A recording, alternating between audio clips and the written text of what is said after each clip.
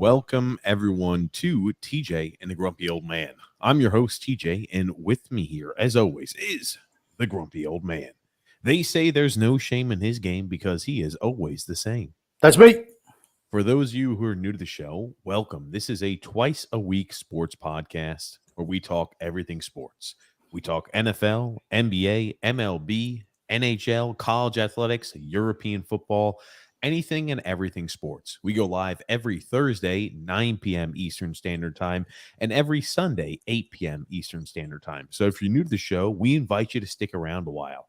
We invite you to subscribe on YouTube, to like on Facebook, and to follow on Twitter. And if you enjoy this content, it's always important. Apparently, it helps the algorithm if you leave a little thumbs up. Apparently, that helps the algorithm, Grump.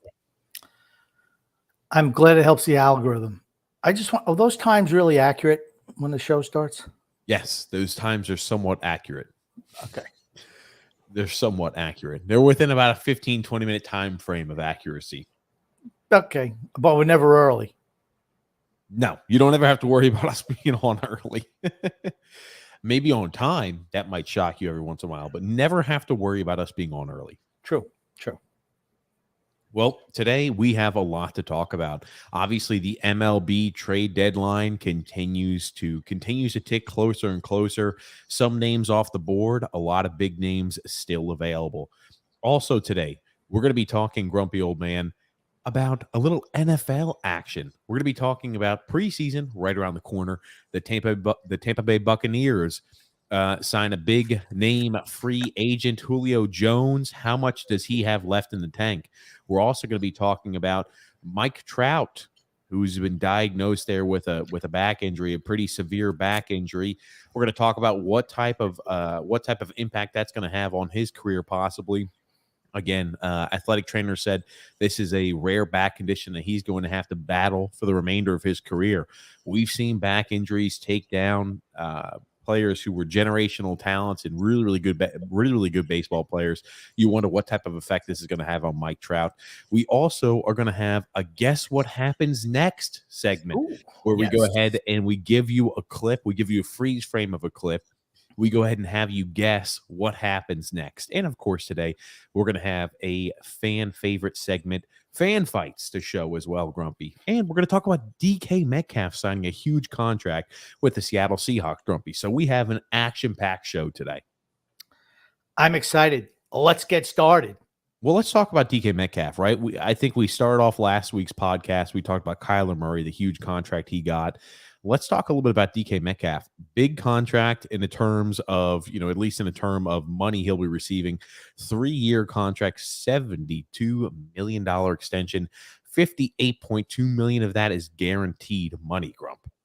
Yeah, just short of $20 million a year guaranteed. That's good money.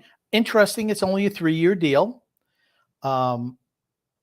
I have my own impressions of why it's a 3-year deal, TJ. Would you like me to expound? Why don't you tell me, and I'll give you my opinions too. I think that he and his agent want to see what direction the franchise goes in. That's what I think it is. And he gets another kick at the can big time in 3 years. That's what I think. That's what it is. Fair enough. And I think they're going to be in a situation where the Seahawks are in complete rebuild mode. Chris Carson just retired. I mean, he was out pretty much all of last year with injury, but he officially retired this last week. So, that was a guy who was a big running back, a big weapon for the Seahawks. It makes sense for the moves that they made in their draft selections this year, but Chris Carson officially retires. They don't have many threats in Seattle. Now that Russell Wilson's gone, you kind of wonder how that's going to affect the wide receiver core as well. I mean, he was running back there for his life in Seattle those last few years, making it happen on a wish and a prayer. But DK Metcalf, you always think he's older just because of how many years he's been a high impactful wide receiver. And you almost have to pinch yourself. Remember, he's only 24 years old, DK Metcalf. Right. So this contract will expire, right? What is he? He'll be 27, 28 years old. 27. So he gets another huge kick at the can. He gets to see if Seattle is righted the ship, so to speak. And like I said, he's going to get another big payday. Big payday. Yeah, it's all about health with him too, and all these guys. How long do they stay healthy for?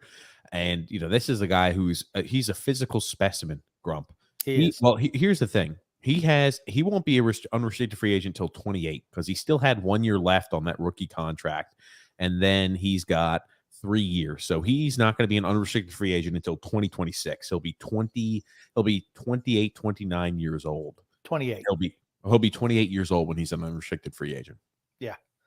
That's okay. Like I said, he's going to get paid again. Big. He's going to get paid another really big payday. Absolutely. Yeah. So let me ask you this. What do you think about that signing for the Seahawks? Does it make sense? What are your opinions on it? They needed to get him in camp. Who else are they paying right now? I think they had to sign him. I think he's overrated myself. I think he benefited he's just a deep ball guy. That's what he is. I'm not saying he's not super athletic and, a good wide receiver. I'm not saying that, but to me, he's fairly one-dimensional in what he does. It's a good dimension to have, but still fairly one-dimensional. Wow. So you're thinking he is overrated. I mean, you look at where they've got a lot of their cap dollars tied up. They don't, here's the thing. They haven't used up a lot of that cap. They've got Jamal Adams, the strong safety, used to play for the Jets. Good old Jamal Adams. Tyler Lockett, the 1-2 punch between Lockett and DK Metcalf. Yeah, see, I was going to say Tyler Lockett to me is a better wide receiver than DK Metcalf. Well, Tyler Lockett's more of an underneath, he's a smaller wide out. He could play the slot if you need him to. He's a guy who's slippery. And, DK Metcalf's a big guy who wins jump balls and contested balls and uses his physicality to win. Yeah. Like I said, if I'm a GM, I'm looking more at a Tyler Lockett type as opposed to a DK Metcalf. Tyler Lockett's a lot older. Yeah. I'm not talking about age. I'm just talking about skill set. Well, here's the thing. You can't deny the talent of DK Metcalf. I know you think he's overrated. I think he's a guy who is I wouldn't call him one-dimensional. I'd say that there's definitely one aspect of his game that he is far superior at than others. I don't think that would be a lie. I think a lot of times, right, you have to have these longer developing routes to have a guy like DK Metcalf get open. When he does have those longer developing routes to get open, he's able to create separation. It's all about can your offensive line create enough space and time for your quarterback, Grump? Yeah, I'm not putting him down. I'm just saying he's a run down the field, out jump a guy for a catch ball guy. That's who he is. I mean, I'm not saying that he's useless. I'm just saying I think he's overrated because he makes a lot of those spectacular catches. Tyler Lockett can do that as well. Maybe not out jump you, but he's able to make plays on deep balls, intermediate routes, short routes. He can play the slot. He can play outside. I mean, he can play the Y and the Z, and that's not the case with DK Metcalf. He's a big physical specimen. Good, really good. I just think that people tend to overrate him. I hate when you call him one-dimensional. I just think that's a gross mischaracterization, Grump. One-dimensional DK Metcalf. Okay. Is he not one-dimensional? Again, he's got intermediate routes that he's able to get open on as well, and those long developing routes. Remember, Seattle wanted to go ahead and make sure that they were trying to iron out the offensive line. Charles Cross was a top 10 pick. The offensive tackle from Mississippi State was one of those selections for Seattle. They needed to improve a lot up front, and I like how as soon as Russell Wilson's gone, they addressed the need to add more offensive line presence. They're in full rebuild. And it's smart. And that's why the signing and the re-signing of DK Metcalf really doesn't make a lot of sense to me. It's only a 3-year deal. You can't get rid of everybody off your team. Okay, a 3-year deal. What is DK Metcalf tangibly going to do for you? So you should just let him go? No, you don't let him go. You still have a year left to control. I would have tried to move a guy like that. You still can because now you know what his contract's going to be for the next 3 years after this last year. Holy shit, Grumpy. But I'll tell you this. I think there was no problem if they tried to move him already. You say you can't move everybody. I don't know. That team is in full on rebuild, just like you had mentioned. I think if you can get assets, he's still a really young and talented wide receiver. We see what young and talented wide receivers are going for. NFL players in general, even if they're in the prime of their career, they don't actually yield a whole bunch of return. regarding, players and picks and young talent.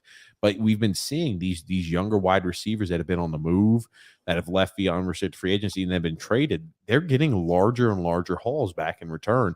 And I think that a guy like DK Metcalf would have really gotten them something to help further expedite that rebuild when DK Metcalf is going to be non-existent when they kind of start rearing their head back into mediocrity, the Seattle Seahawks. 27, 28 years old? You think they're able to turn the organization around in 3 or 4 years? They don't have absolutely. They don't have a quarterback. They don't have a quarterback. Everything is okay, because quarterbacks grow on trees. Everything is contingent on them having a legitimate quarterback. But you had to move Russell Wilson. He wanted to leave. He's 33, 34 years old, whatever he is. I'm not saying you didn't. What I'm saying is I think you had to move DK Metcalf as well. But why? Why? He would have gotten you a large return. He only had one more year on his deal. You think he's going to get you a large return? Okay. That's correct. Look at what Tyreek Hill got. Tyreek Hill's locked up long term. He got locked up long term when he was traded. Then they signed a contract. You don't sign a guy to a contract and then trade him, Grump. Well, I don't think they're going to trade him. I think they feel. I just said you would have gotten a large return for him. You had mentioned, you've got cap certainty now. You've got certainty on how much his cap hit's going to be, so it makes him easier to move. No, you just said they're not even close to the cap right now. So why not keep? They're not close to the cap. I'm saying they're not close to competing. They're not, but they're not close to the cap either. Once you let Russell Wilson go and you got Drew Lock as your quarterback, that just saves you $25 million off your cap. Dude, you could find a shitty player to sign to a damn deal and overpay him to get to the salary cap floor if you really needed to. I'm just saying you would have gotten assets back in return to trade a guy away like DK Metcalf, who will no longer be with your team when you start returning back to relevancy. I don't know. Your belief into just thinking that, Seattle is going to be a superstar-studded team again in 3 years. I don't know. They're going to have to find the quarterback. You realize you can turn a team who's a last-place team one year into a first-place team the next year. You are aware of that, right? What is it all contingent? What is it all contingent upon? It's contingent on having a good quarterback and a smart front office, because you can do it with free agency and smart drafting. You absolutely can. So who is the quarterback option? They don't have right now. They don't have one. Okay, gotcha. So but that's just this year. The thing that they're going to need to have, they don't have. It's the question mark. The most important position for that team in the rebuild is the biggest question mark they've got. Absolutely. I don't know how many teams have said, "Oh yeah, we'll be turning it right around immediately." They draft a quarterback in the top 5, and it doesn't work out all the time. It's a 3-year deal. It's a 3-year deal. Guess what? You still want people coming through the turnstiles every week. I mean, you just trade everybody off. Is that what you're saying? Get rid of all 54 guys. Screw it. Bring in a bunch of scrubbies. Go full tank. No. Full on rebuild. I mean, they are in full on rebuild. You can't, but I mean, DK, what do you think the fan base would say if you just trade DK Metcalf? Who cares? It's a 3-year deal. Let me ask you this. What's the difference between 30,000 people showing up to a game and 20,000? 10,000 people. I mean, it's not like you're going to be selling out. The 12th man is not. Well, it's not 30. First of all, it's like 60. It's like 60 or 65 in that. They're not selling out the stadium. Let's say they're filling half the stadium, so 30,000. Now you go from half to even less. You realize they do sell out the stadiums every week. Maybe people don't show up, but they sell them out. That's how you think their games get on TV locally. Even when their team is miserable, you're telling me they're selling out every game. Yes. How do you think? Absolutely. How many teams don't sell out the tickets? They'll give them away at the end if they have to. It's TV revenue. All those teams are on local TV if they sell out 42 hours or 72 hours or 48 hours before game time. They have to be sold out for their TV to be on their game to be on local TV. You are aware of that, right? So they will just give tickets away. That's not selling tickets, Grump. I'm betting they are selling out. They've sold out for years and years. Here's the thing. If you show them that at least you're trying, okay, we lost Russell Wilson, but we got a bunch of draft picks coming back, right? They got a nice haul for Russell Wilson. You'll admit that, right? They are in full on tank. That is going to be a team that wins 5 games tops next year. And you've gone ahead and signed a guy like that to an extension. You've gone ahead and wasted another year of his career to where you're not getting right. The younger the guy is, the more potential he's still got left, the more time he's got left in his career, the more you're going to get in return for a trade for him. I like the deal. It's only for 3 years. It's only for 3 additional years. I'm just saying that's a guy I would have looked to move. Okay. Neither here nor there. That's why you're not a GM. Oh, that's why I'm not a GM. Yeah, okay. What you watching there, Grumpy? I'm not watching anything. You give me a freaking headache, though. Oh, my God. Goon says, will we ever see the Jets win a Super Bowl in our lifetimes? I don't know how old Goon is. I'll say TJ, potentially yes. Yeah, well, the Jets are a team that, wrong, Grumpy. You only need a few years left to rebuild. You get the right quarterback in there. You don't have to worry about it. Your rebuild goes right. Oh, wait a second. Oh, they haven't been able to get the right quarterback. Oh, the Giants will be right back in there. All they need is a quarterback. Oh, wait a second. It takes a while to get the quarterback. So you don't. So you just after Peyton Manning. All they need was a quarterback, and they'll be. Oh, they had to give up an arm and a leg to go ahead and trade for him because they couldn't draft the right quarterback. First of all, they didn't trade for Peyton Manning. They didn't trade for Peyton Manning. They signed him as a free agent. He traded it for Russell Wilson. They said after Peyton Manning, all they needed was a quarterback to get right up track. Oh, wait a second. It's a lot easier said than done. So I guess, in other words, with that thinking, if they're good enough at every other position, like the wide receiver position, they could trade for a quarterback who wants to leave, right? And then you're right back in the mix. You flat. There you go. They're not even close in any of the other positions. I don't think they are either. But what I'm saying is, if they do a nice steady rebuild, I don't even think Pete Carroll is the answer at quarterback. He's 72 years old. You mean Pete Carroll's the answer at head coach? Head coach, correct. At 72 years old, what has he got left? Right? I mean, but here's the thing. You don't go in the season just saying, well, they're just going to get rid of everybody. You have this kid under control for another 4 years. By then, you absolutely can turn the team around. Okay. Matt Stafford. Mr. Optimistic over here. Well, I'm just saying, Matt Stafford was traded 2 years ago. What you never used to see quarterbacks get traded, but now you see it quite a bit. It's almost becoming like European soccer. If a guy doesn't want to be there, they move him. Hold on. Matt Stafford went to a Rams team that was consistently finishing in the playoffs and consistently finishing with 11 or 12 wins every year. Do you see in 3 years the Seattle Seahawks going to be like that, Grump, before you take a swig? Okay, you realize that in 2016, the Rams were the worst team in the league, right? And they drafted Jared Goff. And in 2 freaking years, they were in the Super Bowl. Big difference. Big difference with how the Rams had their team structured and other teams, Grumpy. Big freaking difference. I'm just saying it's possible. That's all. You drink such a small portion every time you freaking sip. It drives me nuts. Drink a large portion so you're not going all the damn time. God almighty, that just rubs me the wrong way. Tony Shee saying, I don't think so. I don't think the Jets are going to have the Jets. I think Zach Wilson can be the guy at QB. I think you're putting weapons around him, making sure you can protect him is important. And it's tough. It's tough to win in New York. It's tough for a quarterback to be successful in New York too. I like what the Jets. I thought the Jets should have drafted an offensive tackle, but they drafted Garrett Wilson, who's going to be a good wide receiver for them. Those guys get to grow together. I guess I was a little Gardner. Yeah, I mean they need help everywhere, right? But I think Robert Saleh's a good coach.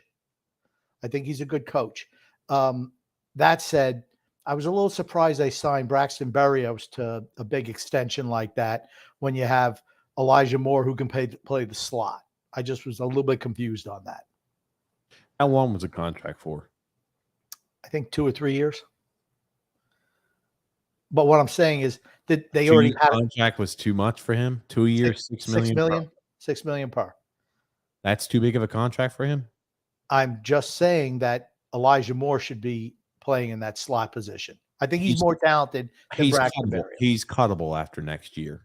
The dead cap, it's only $3.2 million after this year. So okay, I'm just saying. Have a guy, you have it, so you've got him for this year and next year. If he's not the answer, well, you can just cut him with no issue. Okay, I'm just saying I was a little surprised at that deal when you have Elijah Moore, who you drafted last year and looked good, by the way. That I'm just surprised they signed Berrios back. That's all. Okay. Well, gotcha. Because when you drafted you were going to build up to something like but here's the thing: you draft Garrett Wilson. You draft Garrett Wilson. You have Corey Davis. I mean, Okay, those are your wide guys. Corey Davis he's a guy who's a journeyman wide receiver. What's your He's point? Corey Davis doesn't play the slot. exactly Why would you put Elijah Moore in the slot when you have a high selection like that? because that's what he is. He's a slot guy. He can play outside a little too, Grumpy. Yeah, but he's a slot guy. He's a better in the slot. He's a smaller guy. Okay. They don't want to put him in the slot long term. Well, That's why they brought Barrios back, Grumpy. I don't know what their plan is. To have as much talented players and talent on the field with Zach Wilson. But how come they got that fat pig playing left tackle? Because he's going to get all the talented players killed. Yeah, okay. Joseph C. says here, if anybody can help Julio Jones find some of his former glory, it's Tom Brady. That's one of those items that I wanted to talk to you about today, right? That's a big signing here by the Tampa Bay Buccaneers, a guy who I would say by most stretches of the imagination, a woefully underwhelming season last year with the Tennessee Titans, was traded away from the Atlanta Falcons to the Tennessee Titans. What do you reasonably expect Julio Jones has left in the tank? He's been hurt the last 2 years with hamstring injuries. Hamstrings are now, wise man once told me, guys who've had hamstring injuries, there's 3 types of athletes. There's either I'm hurt with now these are skilled positions. I've been fortunate enough never to have a hamstring injury. I'm recovering a hamstring injury, or I'm always waiting to re-injure my hamstring. Those are the 3 things for skilled players. Once you get that first hamstring injury, you are always going to be having to do anything you can to prevent re-injuring and re-bothering that hamstring. Hamstrings are one of those items. So once you get injured like that, you're always going to be prone to retweak it and always have a little niggling injury. And how old is he? Like 32, 33? He's 33, yeah. Okay. He's older. But they're not going to look at him as the number 1 guy. They're hoping, honestly, he could be a number 3 or a number 4. He'll probably start off as number 3 while Chris Godwin gets healthy from his knee injury that he suffered late last year. And they'll maybe elevate Russell Gage to number 2. He'll play the slot. And then when everyone's healthy, they'd want to have Julio Jones as a number 4. Here's the thing, though. Hold on. Number 4, Julio is number 3. What do you mean? No, Russell Gage. You don't pay Russell Gage $10 million a year for 3 years and not make him your number 3. Okay. Julio Jones got a 1 year, $6 million contract. Okay. Julio Jones, coming off of 2 back-to-back injured years, gets a 1 year, $6 million a year contract. That's a guy, if he's able to stay healthy, is automatically the number 3. No doubt in my mind. You're not going to have him out there running routes every single damn down. He will be your number 3. And the likelihood of all wide receivers staying healthy all year long is very unlikely. I mean, you're looking at, right, Mike Evans and Chris Godwin. That's your 1 and 2 tandem. And a guy like Julio Jones to come in as a number 3, I think he's gonna sweep up. It's the same thing or very similar to what the Cardinals did with a guy like AJ Green. It's funny. It used to be back during that time period, it was A.J. Green and Julio Jones were the 2 best wide receivers in the league. And now they're both in the same or similar situation where they're towards the tail end of their career. And at best, they're guys who are number 3 wide receivers. Well, that's because they're over 30 and they're injury prone. And the thing, Julio Jones is not the number 3 guy that's Russell Gage. I'm just flat out telling you. When Godwin comes back, Julio Jones drops down to number 4. Oh, so you bring in Julio Jones to be your number 4 guy. Okay, sure. I don't buy that at all. He's $6 million for 1 year. Okay. It's because of the injury-prone nature. If he's healthy, that guy is your number 3, no doubt about it. Okay. If he can stay healthy, that's but a big he's also slowed down. He doesn't have the same speed that he used to have. Okay, Julio doesn't need the speed that he used to have. It's not like you're expecting him to be running routes every single down. When you're the 3, you're not running around every single time, Grump. You're going to be alternated in and out. Russell Gage is a completely different type of wide receiver than Julio Jones. They're completely different skill sets. Russell Gage can do everything on the field. Man, speaking so highly of Russell Gage. I didn't say he was great at everything, but he can do everything. He's your prototypical slot guy. The guy you throw the ball to on 3rd down that Brady's always had in Edelman or Welker or Troy Brown throughout his career. They haven't had that in Tampa. The closest thing was Godwin. You need guys who catch the ball on 3rd down.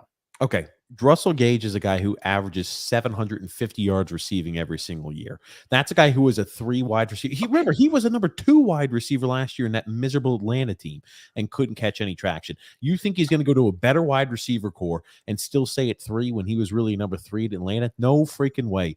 Julio Jones had a bad year last year because of injury, and he played with that miserable freaking hack of a quarterback, Ryan Tannehill. I know he had a good year 2 years ago, but guess what? Ryan Tannehill flat out blows. My God, he's miserable. He's a game manager of a quarterback. You're going to actually have a legitimate quarterback throwing to a guy like Julio Jones. You're going to see his production. You're going to see his stat line really tick up. I promise you, a guy like Julio Jones will be the number 3 wide receiver next year for the Tampa Bay Buccaneers. Okay, maybe the beginning of the year when Godwin's not there, but as the season goes on, and like I said, I'm just going to quantify it if he stays healthy. He's not been able to stay healthy the last 2 years. He's not going to be used in a 1 or 2 role like he has been the last 2 years in Atlanta and Tennessee. Tennessee last year was used as a number 2 guy. He does not have the legs to be out there running number 1 or number 2 routes every single down. He doesn't have the ability to do that. You're running as a 3, you get a little bit more break on the sideline in between. I think it works out well for him, and it works out well for Tampa. They're not bringing in Julio Jones to be the number 4 wide receiver if everybody's healthy. I think you're freaking nuts if you believe that. Nuts. They run the majority of their offense is run with 3 wide receivers. Grump, how many plays would you say are run with 3 wideouts? It's not every single play out there on the field. For Tampa? That's correct, for Tampa. Probably 60% of the time. Okay, 70. so he's going to be out there 60% of the time instead of 90% of snaps. If you're 1 or 2, you're out there for 90, 85% of snaps. Now you're going out there for 60% of the snaps. You're going to see that his health and his ability to run crisp routes and have that separation is really going to pick up. I promise you. Russell Gage signed a contract, $10 million a year. Fantastic. And well, that's the guy who's going to play. You might not like it, but that's the guy who's going to be your guy. Teams all the time sometimes sign a guy, pay more than a guy who produces and wins the spot. I'm just going to explain something to you because I follow Tampa because I'm a Tom Brady fan, right? He was insurance for all the injuries that they had last year where they lost Cyril Grayson, Brett Perryman, Tyler Johnson, and Chris Godwin, all within the last 4 weeks of the regular season in the playoffs. They ran out of wide receivers. Chris Darden, Darden was playing for them at the end, and he can't even catch a cold. What I'm saying is he's going to play, and it depends on what his chemistry is with Brady, but they're going to monitor how much he plays. He's going to be getting about 60% of the snaps. He won't be playing. I promise you he's going to be the 3 guy. Guess what? You want to hear some bold freaking predictions? Here you go. I know we're going to have the fantasy football. You want to hear some bold predictions? If he stays healthy, that's a guy who returns back to 900-plus receiving yards and will catch 5 or 6 touchdown passes. Julio Jones is going to shock the living shit out of you. He played for a miserable quarterback the last 2 years. Matt Ryan is a freaking shell of what he used to be. Even 2 years ago, he was a shell of what he used to be. And Ryan Tannehill is a miserable. He is a below average quarterback. He was hurt 2 years ago as well. That's right. He was hurt. He was hurt 2 years ago when Matt Ryan was a quarterback as well. I understand. Trust me. Okay. If you look back at his production 3 years ago, he's a 1,400 a year guy every single year. That's right. And age has caught up to him. Oh, and when you get older, you're more injury prone. He's injury prone now. It's the same injury year after year. It's just a matter of time. He might not even make it out of camp. Holy shit, you're ridiculous. Okay, here's the thing. You were wrong with the injuries. So in 2020, he was injured. Okay, he had the hamstring, he had the thigh/hamstring. The last 4 games. Was that? Missed the last 4 games of the year, I believe. Give me a sec here. I'll pull that up. He only played 9 games in 2020. Was it a shortened season in 2020 or no? No, they played the full. So he missed 7 games. Okay, he missed 7 games. Give me a sec. I'm trying to. Wow. I really feel like okay. He had the hamstring grade 2, a hamstring thigh grade 2. I'm wrong. So he's had the hamstring. I'm not sure if it's the same leg, but he's had the hamstring the back-to-back years. Yes, same hamstring, same leg, same injuries. I remember when he was traded from Atlanta, Mike. What a steal for Tennessee! They found out real quick they didn't have the same wide receiver. I don't know if he was injured goods, if he was damaged goods when he got there to Tennessee, but he didn't work out there either. Okay, Tennessee, the reason he didn't work out is because they had a shitty quarterback. Simple as that. A.J. Brown seemed to do pretty good there. How did A.J. Brown do last year, Grumpy? Can you tell me that? Really good. Really shitty is what you meant to say, Grump, as you're taking another minuscule sip from the drink. Holy shit. A.J. Brown had a really good year last year. My friend. What were A.J. Brown's numbers? I don't know. So great that he's gone. So great that he's gone as well. They didn't think they could re-sign him. 869 receiving yards. They didn't think they could re-sign him. Fantastic. He's a guy who is injury prone as well. He missed a few games. He played and started in 13 games and had 869 receiving yards. Not great. Simple, not great. These guys consistently around 1,000 yards receiving. Ryan Tannehill is a freaking cancer at the quarterback position. He is a game manager. He's a Jimmy Garoppolo is what Ryan Tannehill is. Nothing more, nothing less. He's not a guy that is tuned to having successful wide receivers and bringing out the best in a wide receiver. It's as simple as that. Julio Jones will play much better than he did last year. I'm expecting, if healthy, 950 yards. Over a 17-game season, 950 yards. Bare minimum. Now you're looking at like 60 yards a game. I think that's very doable for a guy like that. I see maybe 50 catches on the year. Best case scenario. 50 catches on the year. He's going to be, I'm telling you, he's number 4 wide receiver there. I'm just telling you. I'm just flat out telling you. He might swap out time occasionally with the third, but early on he'll play more. If he can get the playbook down. Early on he'll play more because Godwin's not there. When Godwin comes back, he's going to be your 4th option. I'm just telling you. Okay, Grumpy. Fair enough. And this will be the same guy who'll try to draft him early as hell in fantasy football because what he says here is different than what he actually believes. Anyway, I think that, yes, I think the Julio Jones, I think that Julio Jones signing makes that a very, very deep wide receiver core. I think that's one of the better wide receiver cores in all of football. But it brings me to a thought process I've got about another wide receiver core. Also, can I just say one thing about Tampa Bay? Ryan Jensen went out today with looks like a serious knee injury, had to be carted off. So he could be already done for the year. So they're going to be on the lookout for center. Okay. Gotcha. Center is the easiest freaking position to have to play for an offensive lineman. That is the easiest glue spot. You don't have to worry about center. It's not like losing a left tackle. He's a center. Okay. It's not a big loss. I mean, you want to have the continuity between the center and the QB, but again, centers are the easiest position to play on the offensive line. So now I did think this was funny. Or not that it was funny. It did cause me to think a little bit. How crazy is it now that the Bengals wide receiver cores, they're posing the question, do the Bengals have the best wide receiver core in all of football? It took 1 year to change that to now the perception is they have the best wide receiver core in all of football. Joe Burrow going to start the season injured. He had surgery apparently just recently, so we got to talk about that. But do you think the Bengals wide receiver core of Tyler Boyd, T. Higgins, and Jamar Chase, is that the best wide receiver core in all of football? They're close. They're close. I mean, in Chase, you have a real game breaker. Higgins is a combo guy. He can do both. And Higgins and Boyd at this stage is just a possession guy, in my opinion. But I mean, for 3 guys like that, I like it. I think it's a good group. I think Cincinnati, I don't know if they'll go back to the Super Bowl this year, but I think they'll be a better team, if you know what I mean, because they've certainly improved their offensive line, which was woeful last year. If you can keep Burrow upright, I think you'll see bigger numbers from him. I just don't have a whole lot of faith in their head coach, to be honest with you. And like I said, 2 years ago, they were the worst team in the league as well. Was it 2 or 3 years ago? Maybe it's 3 years ago now. 3 years ago. This is going to be Burrow's 3rd year. So however you figure it out. Okay, so 3 years ago.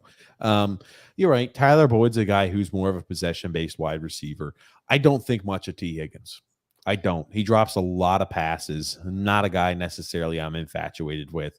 If we're putting, I think T. Higgins and Tyler Boyd are meh wide receivers. They're okay. Oh, you're wrong there. You realize T. Higgins is younger than Jamar Chase. He's only 21 years old. He's been in the league 2 years already. Hold on. So T. Higgins, how was T. Higgins younger than Jamar Chase? He came out, he just turned 20. Higgins, 23 years old. Jamar Chase, 22. Okay, I knew they both came out as juniors. I knew Jamar Chase came out the year after T. Higgins. Didn't add up in my head. But Jamar Chase is younger than T. Higgins. T. Higgins is still young wideout. T. Higgins took a step back last year. He had a sophomore slump, in my opinion. Look at the production. Look at the production. He dropped a lot of passes. He's not a guy I think is very reliable. Well, I guess it doesn't matter what you think because Joe Burrow thinks he is because he gets a shit ton of targets. He doesn't drop a whole lot of balls. He's good. He's a good wide receiver. I don't know why you're dumping on him. He's not the game breaker like Chase is, but he's absolutely extremely solid number 2 on that team. He'd be the number 1 on a lot of teams. Holy shit. See, that's just taking it a step too far. You would not feel comfortable going into a season saying T. Higgins, my number 1 wide receiver. He's a guy who's a number 2 on a really good team, a number 3 guy. No. Simple. Really? No? No. Cincinnati is a really good team, and he's a number 2. Best wide receiver group in the league, right there. Best wide receiver group of the year. He's a number 2. In Tampa, between Mike Evans and Chris Godwin, you think that T. Higgins is a number 2 wide receiver there? Absolutely. I think Mike Evans is wildly overrated. You're freaking nuts. You're nuts. No, You're nuts. I totally disagree. Absolutely nuts. Totally disagree. Good gracious. I think and here's the thing. I think Chris Godwin is the best wide receiver in Tampa. You think on the 49ers he's better than Brandon Ayuk and Deebo Samuel? Absolutely. Absolutely. You're ridiculous. Absolutely. Absolutely. You he might even be he'd be number 1 in San Francisco. The thing that makes Brandon Ayuk, Deebo Samuel, better than Deebo Samuel. T. Higgins, better than Deebo. You heard it here from Grumpy, the lunatic. The thing that makes Deebo special is his ability to run the ball. And here's the thing: if they had T. Higgins in that San Francisco offense, he'd be lighting it up. You'd be talking about him in the same breath as you are Jamar Chase. And, you are freaking. He's good. You're underrated. He wouldn't even be the third best wide receiver option for the 49ers. George Kittle's a better option than a guy like T. Higgins. Brandon Ayuk's a better option, and a guy like Deebo Samuel. You know what? Here's the thing. You let me know when Brandon Ayuk puts up any numbers even close to what T. Higgins has already put up in his first 2 years in the league.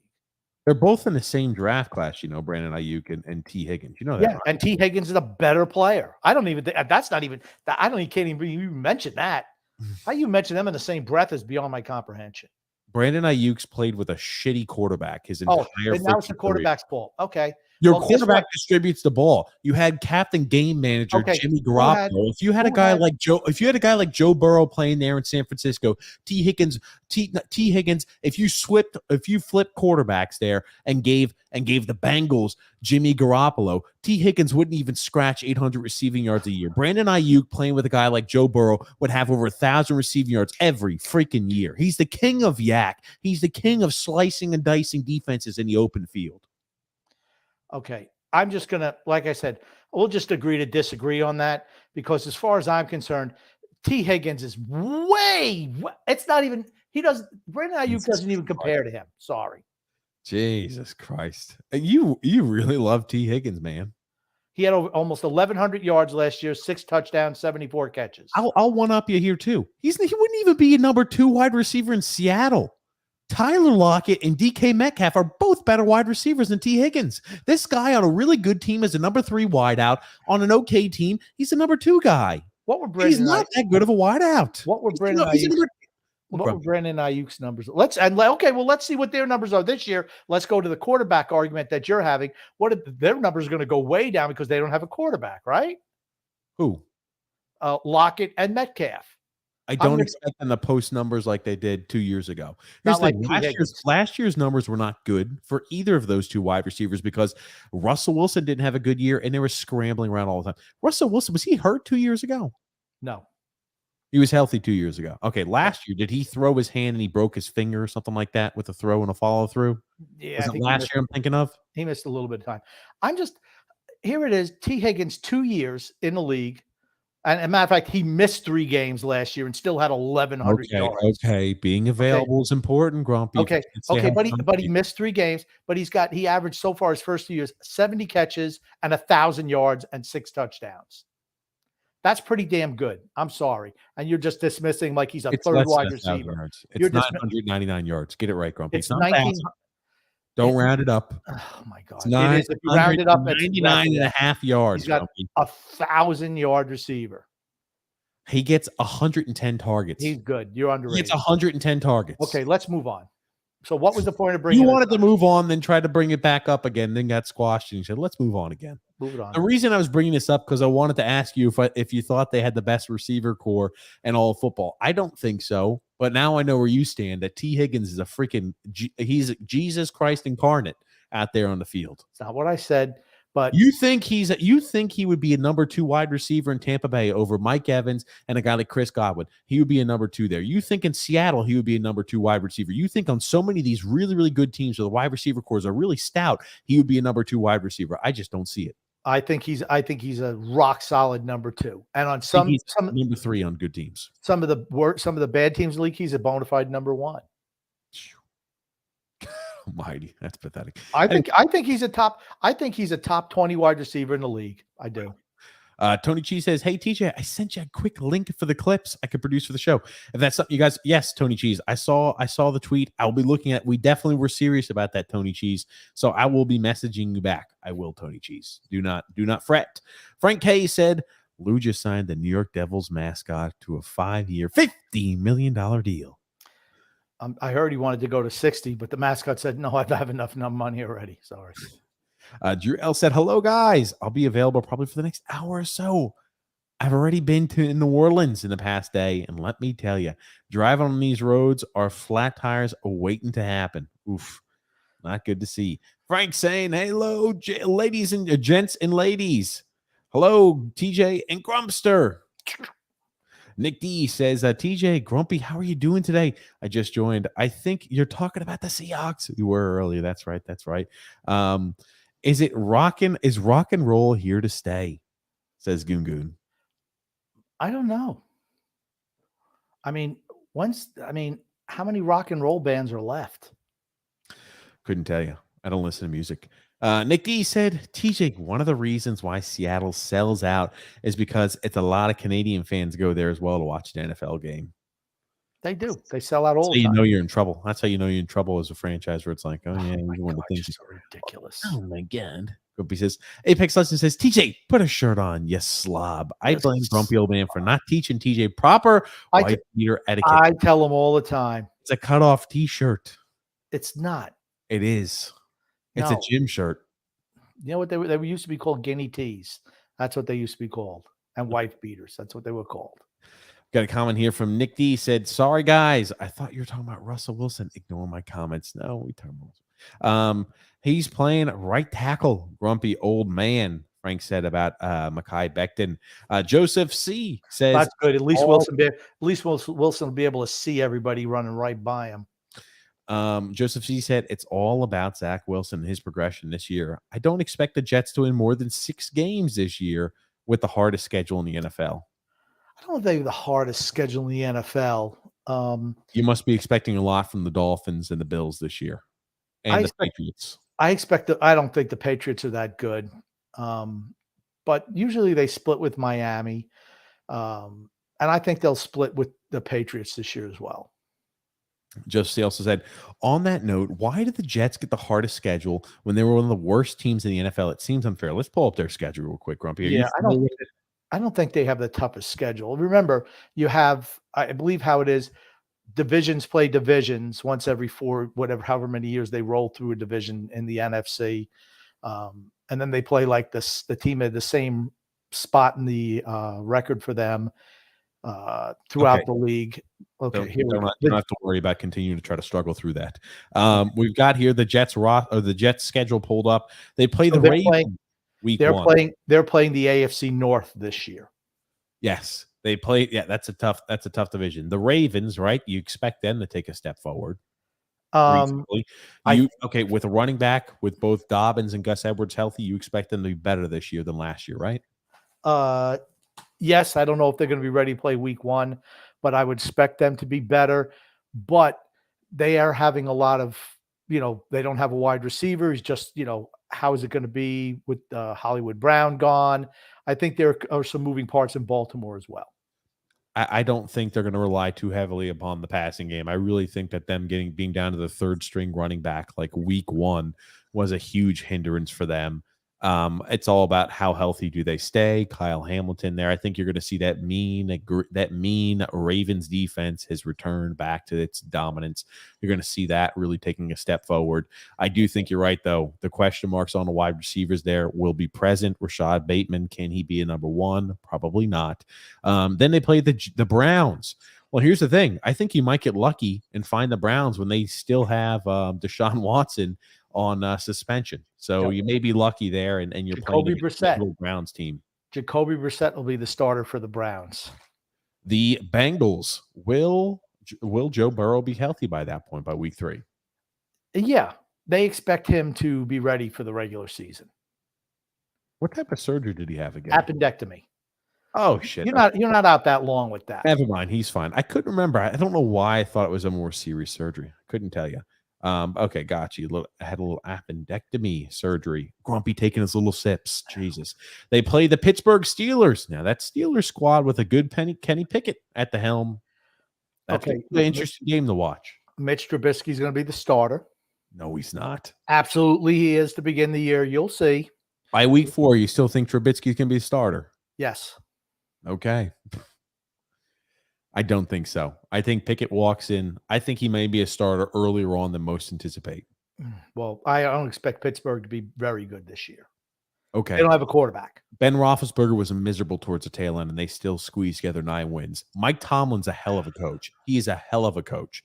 They've got a running game in Najee Harris. They've got threats. They have weapons. I think you're going to see Pittsburgh remain okay. I don't see them being a fantastic team next year, but they'll be an okay team this next year. They don't have a quarterback. Okay. I know you don't think much of Pickett. I do. Here's the thing. We'll leave it at that. Kenny Pickett could develop into a good quarterback. He's a freaking rookie. I don't expect much from a rookie quarterback in the NFL. I just don't, for the most part. He's 24 years old, though. I don't care how old he is. He's never played in the NFL. Okay. And then we got the Miami Dolphins. That's gonna be a tough game. I think Miami, just with the additions they've made this offseason, could be a better team. Man, Miami could be a borderline playoff team this year, but I think the Jets will beat them once. Then you've got the Green Bay Packers. Oof, that's a tough Green Bay team. Now Green Bay is pretty good too, but they have issues at wide receiver. Everyone's saying Aaron Rodgers is going to be great this year. Okay, you took Devontae Adams and didn't replace him. I mean, for me, you could say the Green Bay team is a really strong team, though, right? That Green Bay's team, even without Devontae Adams, I still think is going to be a strong team. I'm not saying they're going to be the same Green Bay of last year, but they're still a very strong team. Yeah, I'm not saying they're not a strong team, but I'm just saying losing Devontae Adams. I mean, what does that do for the Packers offense? Nobody. I mean, you're going to depend on Christian Watson to step in and be they started to use a lot of the running backs there. Aaron Jones is more of the pass catching guy. Aaron Dillon. You're going to see a lot more incorporation of the running game and passing the running backs out of the backfield to keep defenses honest. That's what I think you're going to see from the Green Bay Packers this year. Okay. Again, it's all the health on those guys. You look at their schedule right now. We've gone through their teams. Maybe the Browns might be a game you could win because they're not going to have Deshaun Watson. I think the Ravens is a tough game. I think the Bengals is a tough game. I think the Pittsburgh Steelers is a tough game. I think the Dolphins is a tough game. I think the Packers is a tough game. Then you got the Broncos. I think that's a really tough game, right? I think the Broncos are going to be a really good team this next year with a guy like Russell Wilson with the additions they've made. I think the Broncos are going to be a really solid team this year. Again, how does everything gel in Denver? A lot of moving pieces there as well. I think it gels enough to beat the Jets. Let me put you like that. All right. It's not like we're talking about the world beaters. The Jets, you got to walk before you crawl, you got to crawl before you walk, before you run. Okay. The Patriots, I don't know what they'll split with I think they'll split with the Patriots. The Bills, I think they lose probably both games. Yeah, I agree there. The Bears, I think, are a very winnable game. I think you beat the Bears. No doubt in my mind about that. Correct. Vikings. The Vikings are always that team who comes really close to making the playoffs every single year, but they just fall short. They're always a good team, but never a great team. Now, the Vikings, you expect Justin Jefferson to continue to take a step forward in his game, right? Yeah. How much does Dalvin Cook have left in the tank, though? I think they're going to be more of a throwing team this year with Kevin O'Connell as the new head coach coming over from the Rams.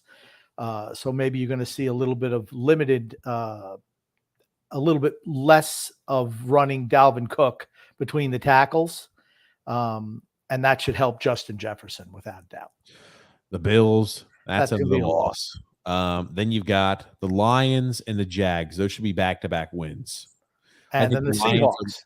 I think the Lions are a little better. I think the Jags are still miserable. Then you have the Seahawks and then the Dolphins. The unfortunate part is 3 of the weakest teams you play are all the last 4 weeks of the season.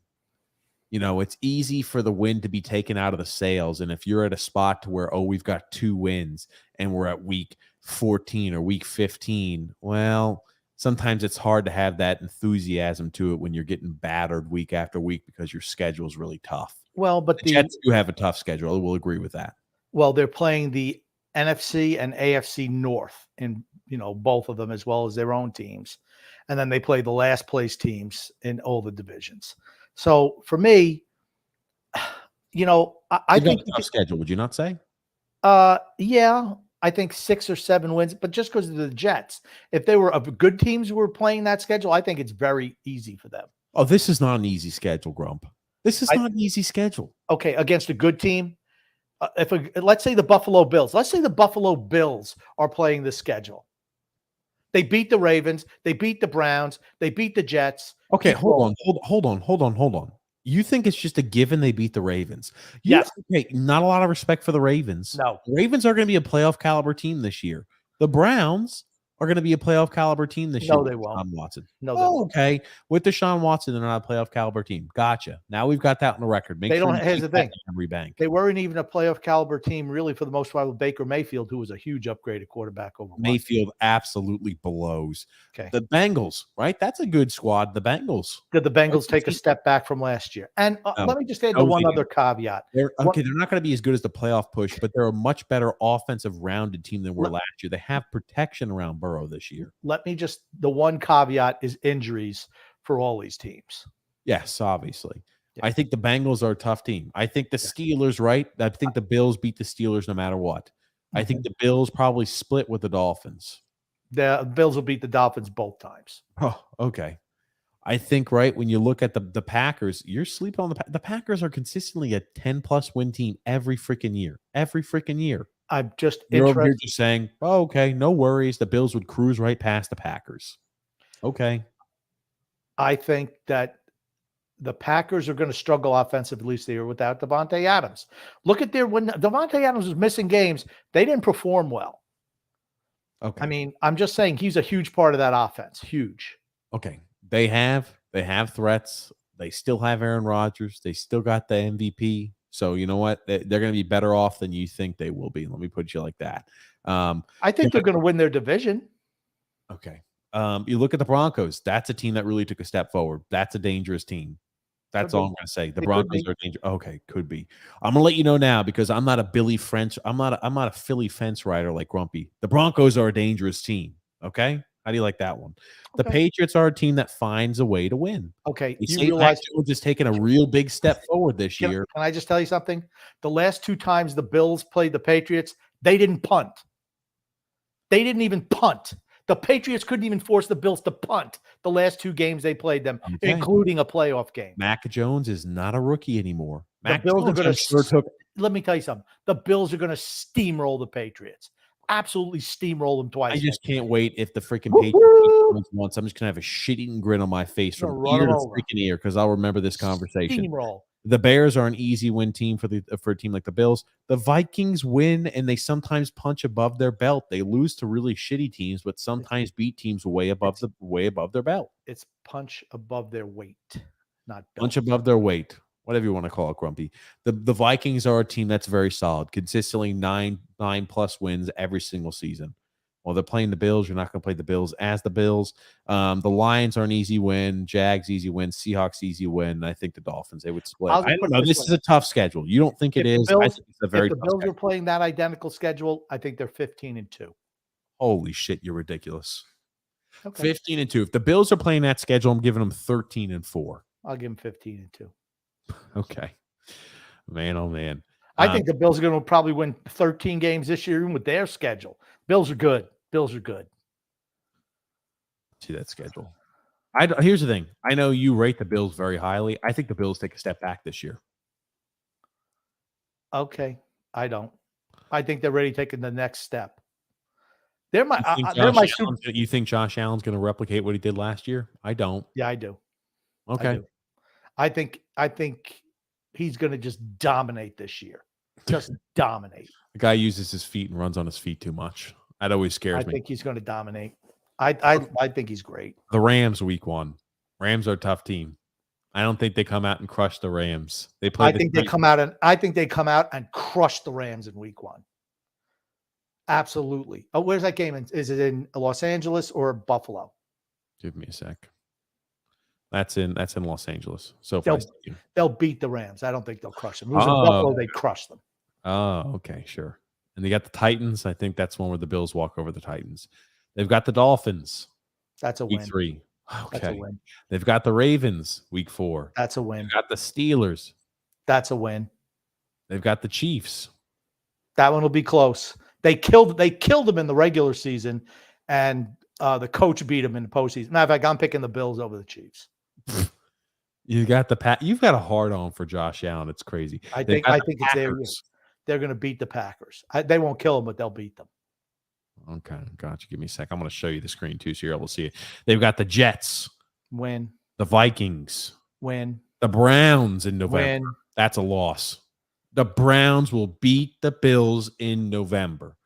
Book it now. Deshaun Watson is a quarterback. You'll see what the Browns have been missing. The Browns have been missing a competent quarterback who can complete a pass. Baker Mayfield, miserable game manager of a quarterback. If Deshaun Watson's playing at that point, you watch the hell out for the Browns. That's all I'm going to tell you. They've got an easy win against the Lions. They've got the hold on a second. That's Thanksgiving Day. Okay. That's Thanksgiving Day. I still pick the Bills.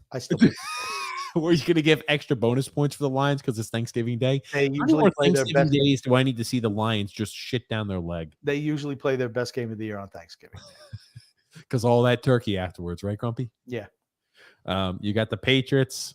You've got the Jets. The Dolphins. The Bears. The Bengals. That one will be close again.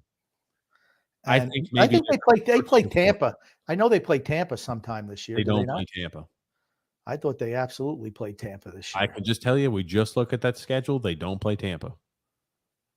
I'm telling you this, Grumpy.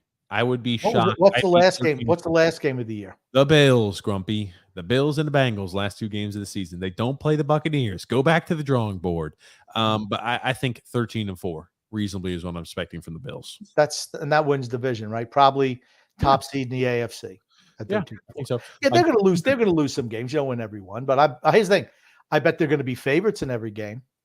Goon says, "Good evening, my droogs." My droogies. Do you think that Eddie Munson will somehow return back from the dead in season 5? No, they like to kill off the characters who are interesting and leave all the regulars stay alive. No, is that from Stranger Things? No, Eddie Munson is alive. For certain, Eddie Munson's alive. You don't watch the fan theories. So what it is he's going to be like the one who kills Vecna. Sorry, a little spoiler alert. He's not dead. He's like, if you look at the Dungeons and Dragons stuff, apparently this character he is supposed to come back to life, and he's supposed to be using his Vecna's right hand, but he's going to turn around and kill him. So it's going to be like a Darth Vader Emperor, a Darth Vader Lord Palpatine type of thing, Grumpy. Okay. You can take another little sip on that drink, Grumpy. Gungun says, is it possible that it will eventually be revealed that Eddie Munson's father was Thurman Munson? No, because remember, this was set during the 1980s. Frank says, Judge with the walk-off homer. Let's talk about recovering from last night. Jesus Christ, Grumpy. You over there? God almighty, you small sips. Captain Sippy Cup. Grumpy, I'm going to get you a freaking Captain Sippy Cup over here. Christ almighty. Every damn time. You should just leave it uncapped. Alexander, you better watch it because I might expose the plate, the infamous plate video. I don't care if you expose the plate video, Grumpy. It doesn't bother me at all.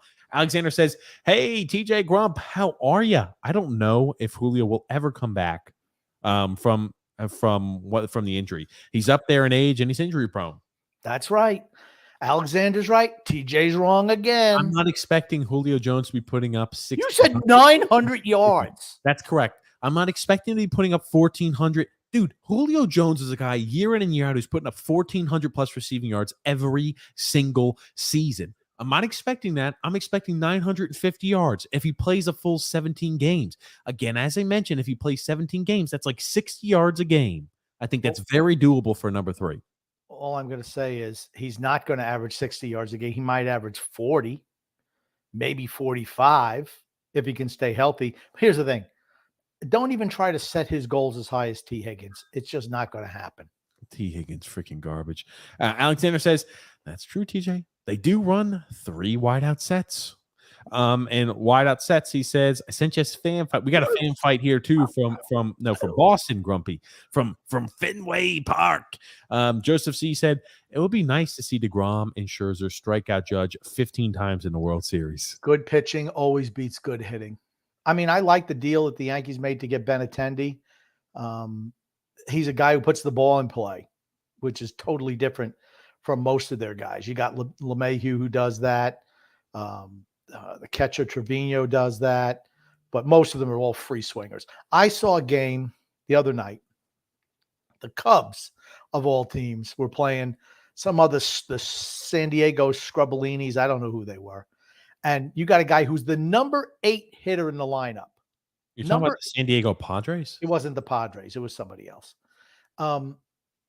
Number 8 spot in the lineup. Men on first and second, nobody out. Nobody out. At 2-0 count. What should they do, first of all? They're down by a run. They're down by a run. What should they do? I'm saying take.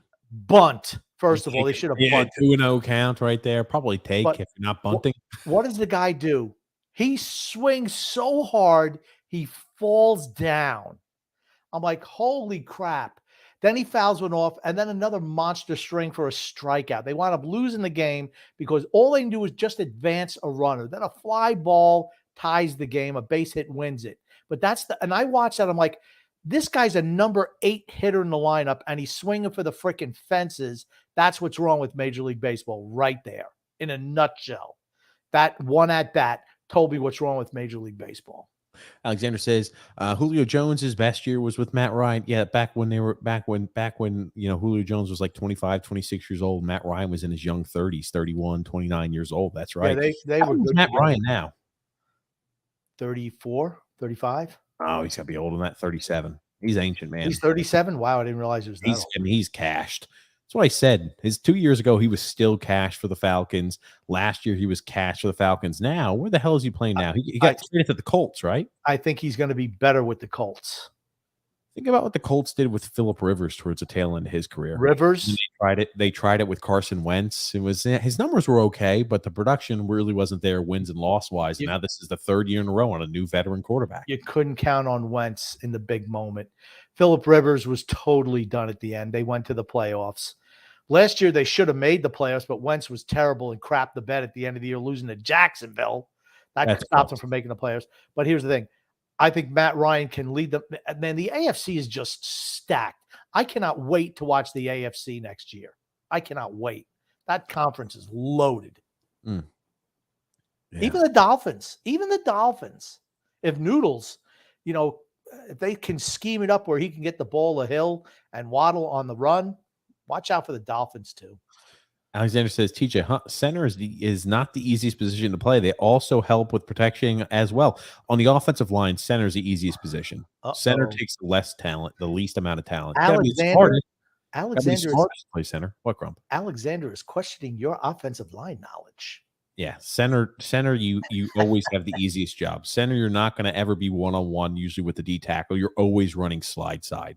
So you've got 2 guys out of the 5 linemen. You've got 2 guys too much in the weeds. Get out of the weeds. You got 2 guys that play man. You've got 3 guys that play slide side. The center always goes with the slide side. So you always have help. You're always one of the helpers. You're not a guy who's ever matched up one-on-one, or very rarely are you matched up one-on-one with a defensive tackle or a nose guard. You always are on a slide. So, but your center Your center's a glue piece. He's got to be smart. He's got to be able to call out defensive schemes. He's got to be able to call out the mic. I mean, he's got to be smart, but it's the when you talk about the actual production, what's the toughest spot to play in the offensive line? That's the easiest spot. You can always kick a guy further inside. You can always kick him to center. And I think you have to have a little bit of attitude playing center too. Yeah, you got to be a little nasty. Same thing with guards, right? Got to be nasty to play interior offensive line. Don't have to do that to play on the outside, but you can always kick a tackle into center. You can always kick a guard to center. You can never kick a center out to tackle and never kick a – sometimes you can kick a center out to guard, but you can never kick a center out to tackle. Dolphins have a top 5 best receiving core. I'd say that's up there for certain. Waddle and Tyreek Hill are 2 great wideouts. Yeah, I don't know who their number 3 is. But how much action are they going to get anyway? I mean, I'll be interested to see what McDaniels can do with the Dolphins. I mean, we're going to find out real quick. It was him or McVay in San Francisco. Frank said, you better focus on Atlanta. Good luck with them. And Ayuk can't hold Higgins' jock strap. He can't. Alexander has not watched too many San Francisco games. Oh, my God. He can't even stay on the field, that kid. I'm telling you, Brandon Ayuk got to watch out for. Gungun says, when a gentleman stands up at a sporting event, waves his arms wildly in an upward motion, and demand those around him to get up, do you think it ever really works?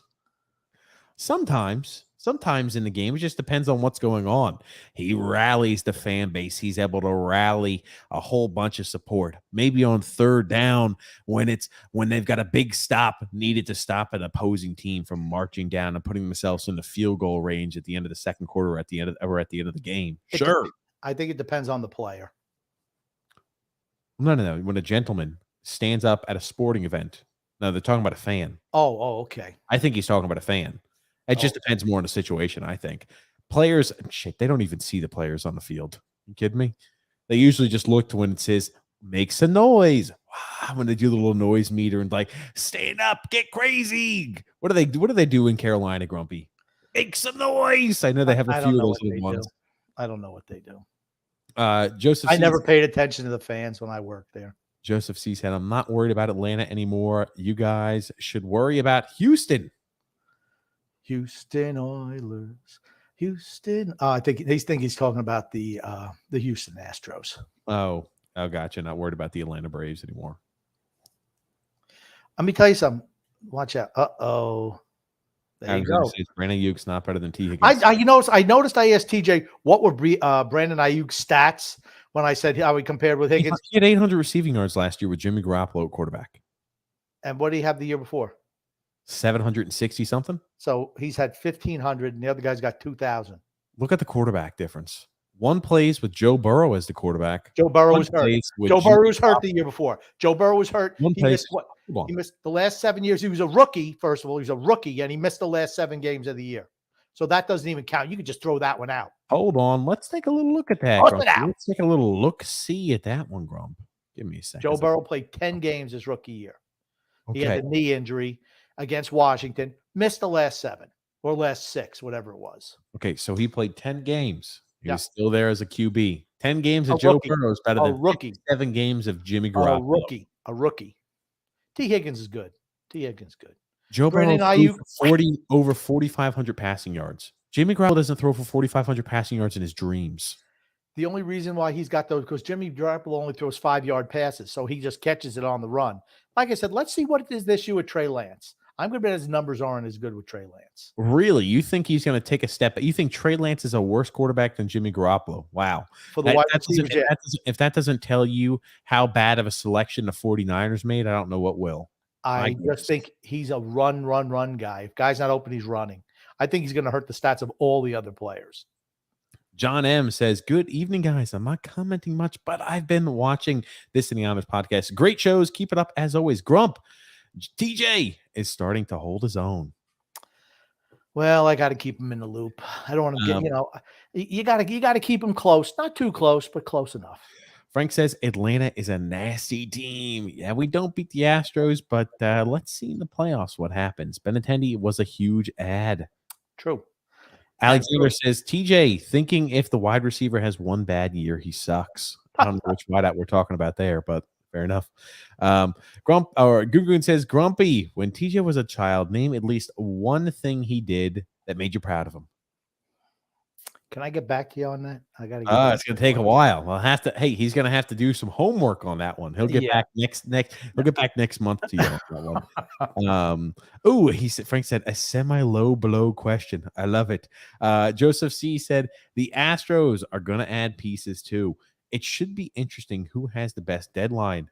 Talk is the Padres are now the favorites to land Soto. They're loaded with prospects. Wow. Depends how the Cardinals, but yeah, right now it's the Padres. Alexander said, Grump, are you sure that's your son? Yeah, it's hard. One smart with football, one, not so much. Frank said, yeah, my expectations are low for the Yankees. Too many injuries in home run hitters, aka strikeout guys. That's my issue with them.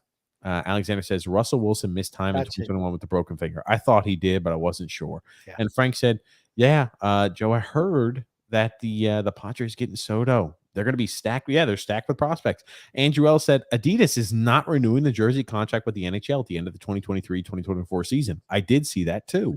Interesting. I wonder who's going to be matched up with the new jerseys. Somebody will jump in. Yeah, you hope so. Alexander says, Joseph, the Dolphins have a hard schedule. I think everybody in that division has a hard schedule because they're playing the AFC North. I think that's a tough division. And the NFC North. Yes, but say that is those are tough divisions. Tough divisions. So I mean, like, the Browns are a tough team depending on when you play them in the year. The Steelers always find a way to win games, even when they're not great. I know you think, dude, Ben Roethlisberger was a freaking shell of himself. Yeah, an absolute shell. And you think the guy's going to step? They were bad last year. They were what, 8-9? They won 9 games. Okay. They made the play. They won 9 games, and they made the playoffs. I think they did make the playoffs at the end on the last game. Yeah, but I mean, they were not good, and they didn't beat any good teams. And the Roethlisberger knew how to win.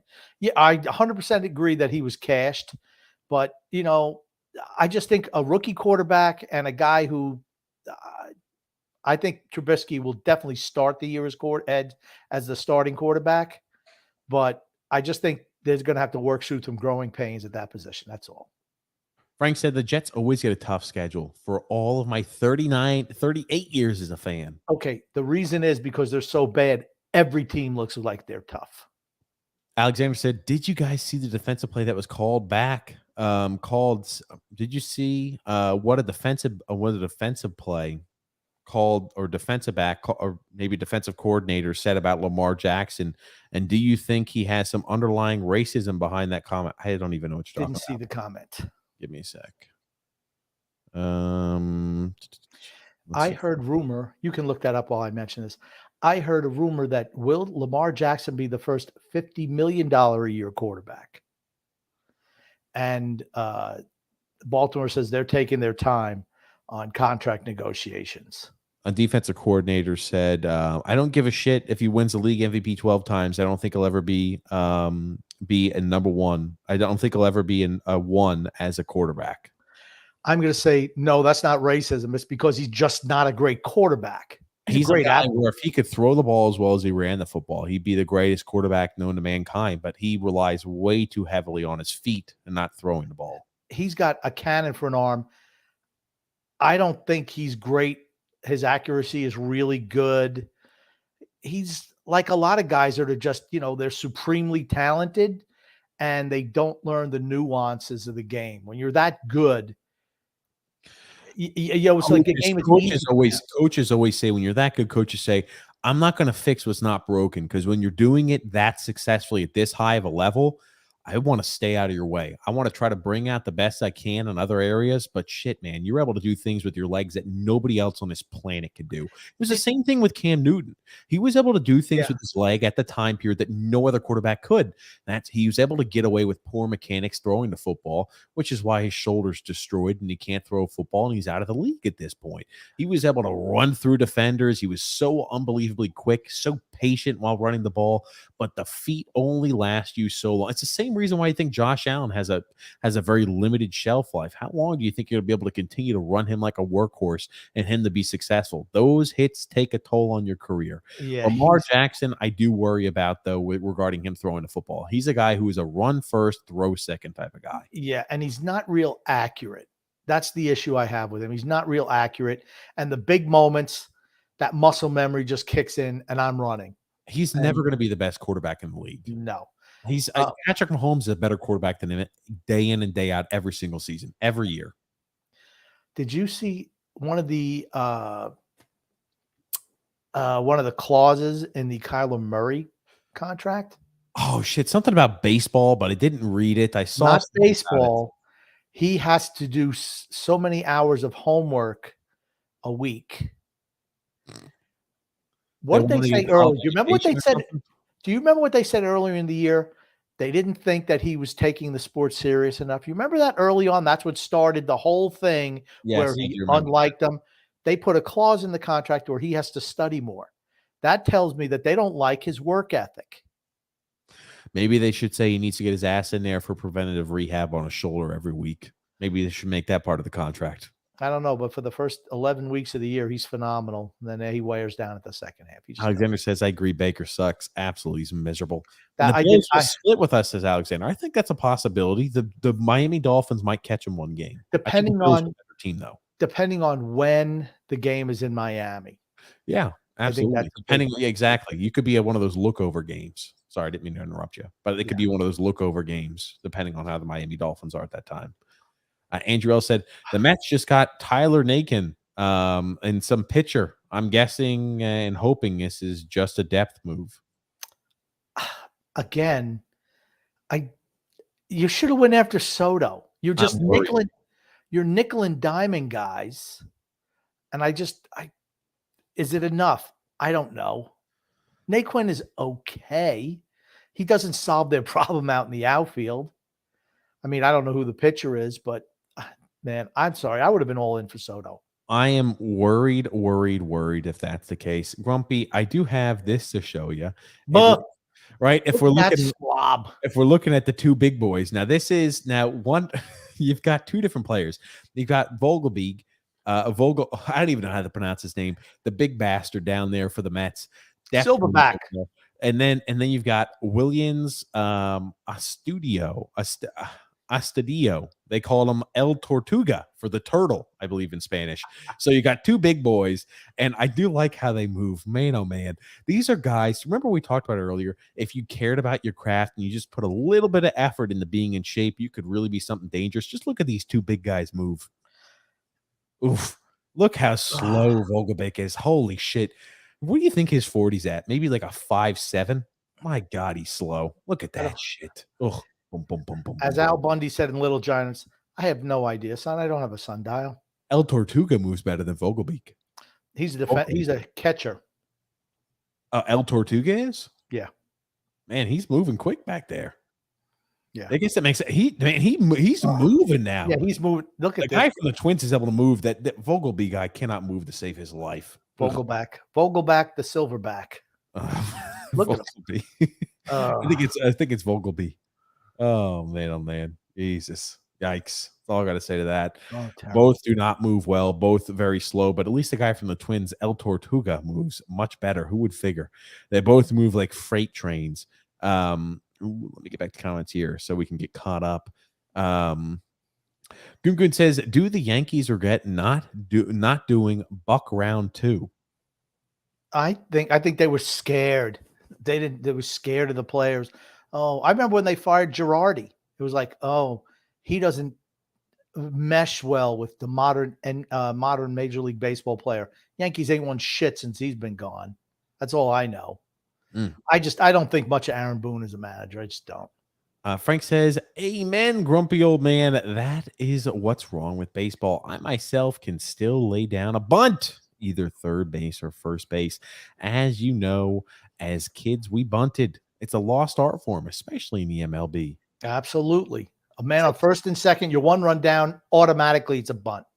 Cedric swing for the Wilson is our number 3, says Alexander. That's a good number 3. Here's That's the right. thing. Let me ask you this. You think in Miami that T. Higgins is a number 2 guy? You think he's better than Waddle? You think he's better than Tyreek Hill? I don't. He's a number 3 guy in Miami too.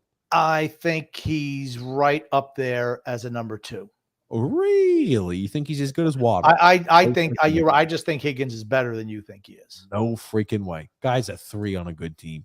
No. Alexander said, yeah, and he also said, I did that at Dolphins games. Stand up and scream and wave at everybody to get up. Deebo Samuel had 1,100 receiving yards last year. T. Higgins had 900 receiving yards in his 2020 season. Deebo Samuel is a million times better of a wide receiver than freaking T. Higgins. Disagree. Disagree. Jesus Christ. I think the thing that makes Deebo Samuel a better player is his ability to play the running back position. He's a better wide receiver. I don't think you've been actually evaluating how bad it is when you have a shitty quarterback like Jimmy Garoppolo. All I know is Jimmy Garoppolo got the ball in his hands. Jimmy Garoppolo sucks. I didn't say he was great. He had the shortest amount of yards from the line of scrimmage that he threw the ball. 7 yards. That was his average, 7 yards. Shortest in National Football League last year. But here's the thing. He's getting the ball in those guys' hands. That's why I say about Tua, if he can get the ball to Hill and Waddle and Wilson real close, you just let their athletic ability take off. Frank says, I wanted Buck badly for the Yankees. Yanks wronged him. He, in the stick, Michael, built the Yankees dynasty team and handed it to Torrey. I was furious at Steinbrenner. That was Gene Stick, Michael. Stick. He used to play shortstop for the Yankees in the 60s and 70s. Alexander said, I tell people that about Lamar Jackson. They can go back to his MVP, look at his completion percentage. Is good, but he never will have over 31 or maybe 3,100. Yeah, 3,100 yards. I don't know. And Grump, they removed that clause. I don't know. Oh, I didn't think they did. I'd add it back in. Good gracious. You'd add it back in, Grumpy? Kyler Murray's independent study clause was removed. There it is. My God. Okay. Independent study. Even to come forward with that, you know what they think about his devotion to the game outside. It tells you all you need to know for them to even have that. You heard what they said in the offseason. Yeah. Joseph C. said here, I was just going to the best winning percentage from last year. I get the AFC teams cycle through, but the NFC divisions every year. And thanks for sending it, Alexander. Drew L. said, I was rewatching the Islanders Never Say Die podcast of when Lamarillo fired Trotz. I also look back at Barzal's rookie year highlights. I'm wondering if playing for Barry ruined the development of Barzal's creative skill. Wouldn't be the first time he's done that with young players. It definitely didn't help. Yeah. A Volderback can move for big. No, he is slow as hell. And Mario said, TJ, don't butcher Spanish. It's La Tortuga. I thought so too, but in the Sports Illustrated article, it says El Tortuga. I figured I was wrong. La is female. El is male. Okay, but you see here, it says El Tortuga. Maybe he identifies as a woman. No, that's El Tortuga is like, it has to do with the pronoun. It has to do if it's a masculine or feminine ending. But it says El Tortuga. I said, okay, fair enough. I know there's odd exceptions. Somebody correct me. I don't know. It just said it on Sports Illustrated. Alexander said, TJ Grump. I love how they call fat guys stocky now. Yeah, no. Does he wear husky jeans too? He's fat. That's just a way to say it. He's fat. Vogelby is huge. He's massive. He's a slob. You call me he's a slob. A slovenly son of a gun. Alexander says, TJ Grump, some people in the Dolphins fan base are screaming for the Dolphins to trade for Jimmy G. No. He's better than Tua, but Tua is not the answer. We've gone over this. If you have a really, really, really good defense, Jimmy Garoppolo can get you far, but the whole thing, if it's a big moment, he's going to shrink. We don't know if Tua can do it, but we know Jimmy G cannot. Joseph C. said, sounds like the Mets are targeting Wilson Contreras and David Robinson. Catcher and relief pitcher. Yeah.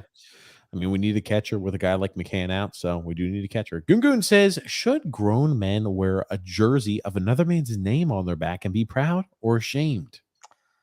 If you think about it, and if you think about the actual breakdown of it, it's not something you should really take too much pride in. It's kind of an odd thing to do. Yeah, I don't think it matters. I mean, if you like it, the player wears jersey, well, it doesn't matter. And I don't think you should be ashamed. I'll just put it that far. I don't think you should be prideful in it, though. Alexander said, "Set just fan fights." I know, I got him, Alexander. We got some fan fights here today. Alexander also said, "Everyone, I look at Volderback, Vogelby, and say, hey, he's me playing out there." That's me playing. I'm as big as Volderback. No, he's big, man. Here's the thing. A lot of us are, Alexander. Gungun says, Grumpy, please use a big boned instead of big boned. Yeah, big bone. Like freaking Tyrannosaurus Rex bones. I just have bigger bones than everybody else. That's why I'm big. Yeah. Mario says, the Spanish nouns that have the vowel ending in A or E are feminine. Yeah, there you go. I don't know. I just trusted what Sports Illustrated said. They quoted El Tortuga, so I was just like, okay, that must be the name. I trusted Sports Illustrated. They let me down.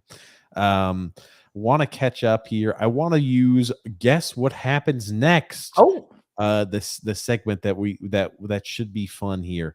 Man, this is a different one, and they always happen to be these professional athletes that are mixing it up with normal everyday people. So this time we have a guess what happens next. I'm going to zoom in on the freeze frame. We've got Joel Embiid. You may be familiar with that. Oh, my God. Joel Embiid playing pickup basketball with a whole bunch of small white guys. So I'm sure you can imagine what happens next. We have a few options, Grumpy. And I want everybody to play at home. And even if you're listening to this after we've done the podcast, I want you to play. I want you to hit in the comment section what you think. We have 4 options. Option A, Joel Embiid throws the ball off of the guy's face and proceeds to dunk the ball. So he hits this guy in blue shorts with the ball in the face. Boom! He throws the ball in the face. He takes one to the face and he dunks on him. Number 2, or this is option B. So Joel Embiid dunks over 2 defenders, knocking them both down to the ground and posterizing them. That is option number B. Option C, the opponent tries to get physical and Joel Embiid throws an elbow and knocks him right down to the ground. This guy tries to be a Billy Badass, tries to be tries to be hardcore. He tries to be hard over there, Grumpy, and Joel Embiid just uses the body, just throws an elbow, knocks him straight down to the ground. Or option D, Joel Embiid breaks this guy's ankles and hits a step back 3. Oh, geez. So there are 4 options. I'll go over them again. I can't even tell where the Joel Embiid throws the basketball at the guy in blue shorts' his face and then goes ahead and dunks the basketball. Option number B, Joel Embiid dunks over 2 defenders, posterizing them and knocking them both to the ground. Option C is the opponent tries to get physical with Joel Embiid. He tries to be a try-hard All-American. He tries to be a practice squad All-American. Joel Embiid just throws the body and hits him with an elbow to the face, knocks him straight to the ground. Or option D, he breaks the ankles and hits a freaking step-back 3 in this pickup game. What do you think happens? A, B, C, or D, Grumpy? I'm going to go with D, the ankle breaking, because let's break them down. There's no way that, first of all, I don't even know where the basket is, but the other guys aren't over here. The basket's over here, Grumpy. Okay, the basket is over there. Okay. The only guy who looks like he's even remotely can get involved in the play is Mr. White Sweatpants. All right, the only one. He's going to do a blow-by on Mr. Blue Shorts. I mean, he's not even in an athletic position. His knees are locked. You like how he's got his hands down here like this? That's how you cover basketball, baby. Yeah, it's like I got my gun holsters. I'm ready to go. What was B? B was Joel Embiid dunks on 2 defenders, knocking them both down and posterizing. No, once again, this is a pickup game. I don't think he's here to embarrass anybody. I mean, no. I don't think he's there to embarrass him, but just look at the people you've got out there. Look at this guy in yellow. I mean, look at the body frame. Look at the cast. It's just a middle-aged guy who's just like, holy shit. We ran into Joel Embiid at the park, and we asked him if he wanted to play some pickup. And you've got everybody else who's watching. You see that guy over there who's in jeans playing some basketball. He's watching Joel Embiid. Looks like he's out of gas just walking on the court. And C was he elbows the guy in the face. The opponent tries to get physical, and Joel Embiid gets physical. He throws an elbow, and he hits him in the face and knocks him to the ground. No way. It's got to be D. It's got to be he gives him an ankle breaker and hits a 3. A step back 3. I don't think he's going to get physical with anybody. Okay. Well, leave what you think in the comment section below. Make sure you leave it here. Let's see what Joel Embiid does. Back out.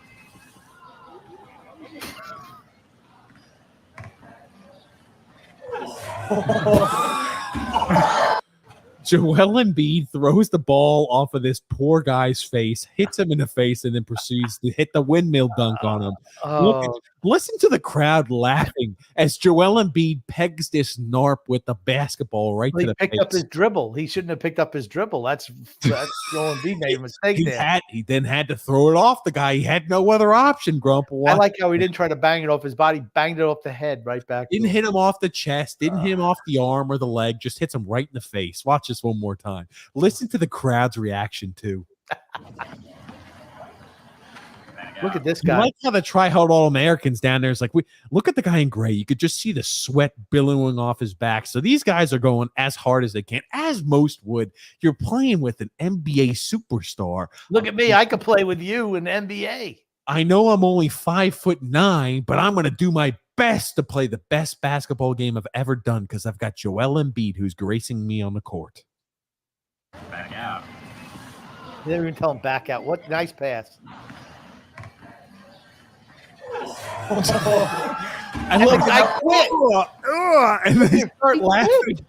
But he quit. He got fooled by the off the head ball. He got pegged in the face with a basketball, man. All right, he just tapped him. Oh my God, dude.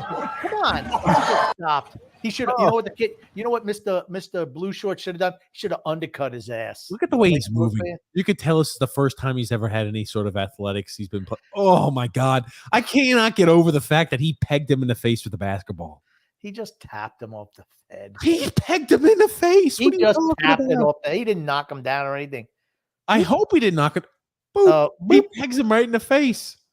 Oh, Grumpy, I was not expecting that. Neither were you. But no, I was not expecting that. You got to love it. What happens next? I want to say, how come I had to guard this freaking guy? That's like, he must be the tallest guy on his team. Most athletic guy on his team. Look at God. You know, it was like man, look at the guy in yellow. Look at the court movement and away from ball movement the guy in yellow's got. Where'd everybody else go? Oh, there they go. It's like, look at the guy in yellow. Look at his movement. It's like you have a 15-year-old playing against a bunch of 10-year-olds. No, try about an NBA player playing against a whole bunch of 10-year-olds. That's what this is like. Boom. Look at him. Come on. And he tried to come back. He did try to come back, but he was flustered, taking it off the head. That's all anyone's going to know about him is he took a ball off the head from Joel Embiid. Could you imagine his friends just giving him shit all the time? Remember we were playing that pickup basketball game and Johnny took one right to the freaking chops from Joel Embiid? It wasn't that hard. Oh, man. Come on. Oh, that's one he'll never live down. Never, ever. Jeez Louise. Yeah, Lou brought in John McClain. I did see that as an assistant. Drew they let go of the other guy, the Weissman guy. Drew L said, also a lot of free agency takes that you guys proposed Lou should have done. Lou just slept at the wheel. I don't think Lou understands the concept of the cap. Money. You're right. He doesn't. Joseph C said, I'm surprised they don't have Joel Embiid's contract that he can't play pickup basketball. That's right. He's been injured so much. I wouldn't let him play anywhere but in a 76ers uniform. I agree with that. Because let's say that guy got pissed and undercut him, which could have happened. He could have got hurt there. Yep. You never know what type of maniacs are floating around the park. Well, that maniac, I don't think you had to worry about too much. I didn't think he could stay in front of Joel Embiid. Joel Embiid probably could have hit a crossover, step back 3, and that guy would have been still picking his ankles up off the ground.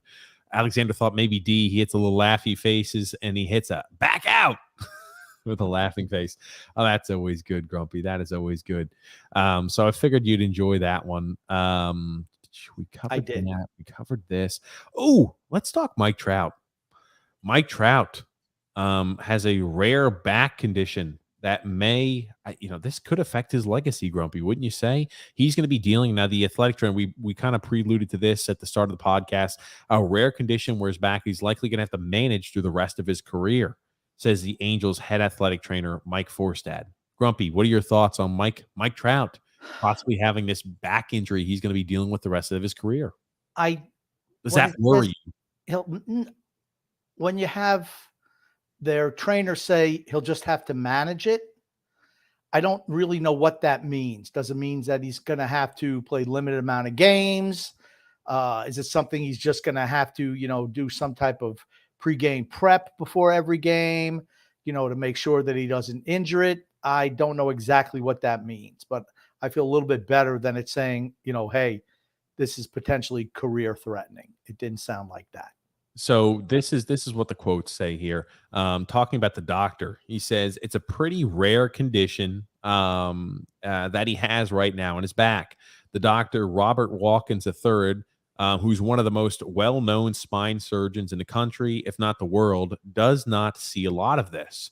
And for it to happen in a baseball player, we just have to take into consideration what he puts himself through with hitting, swinging on a daily basis, and getting prepared. And then also playing in the outfield, diving for balls, jumping into walls, things like that. There's so many things that can aggravate this injury, but the doctor hasn't seen a lot of it. That makes me worry a bit. He says, I got back and my phone was blowing up. My career is over.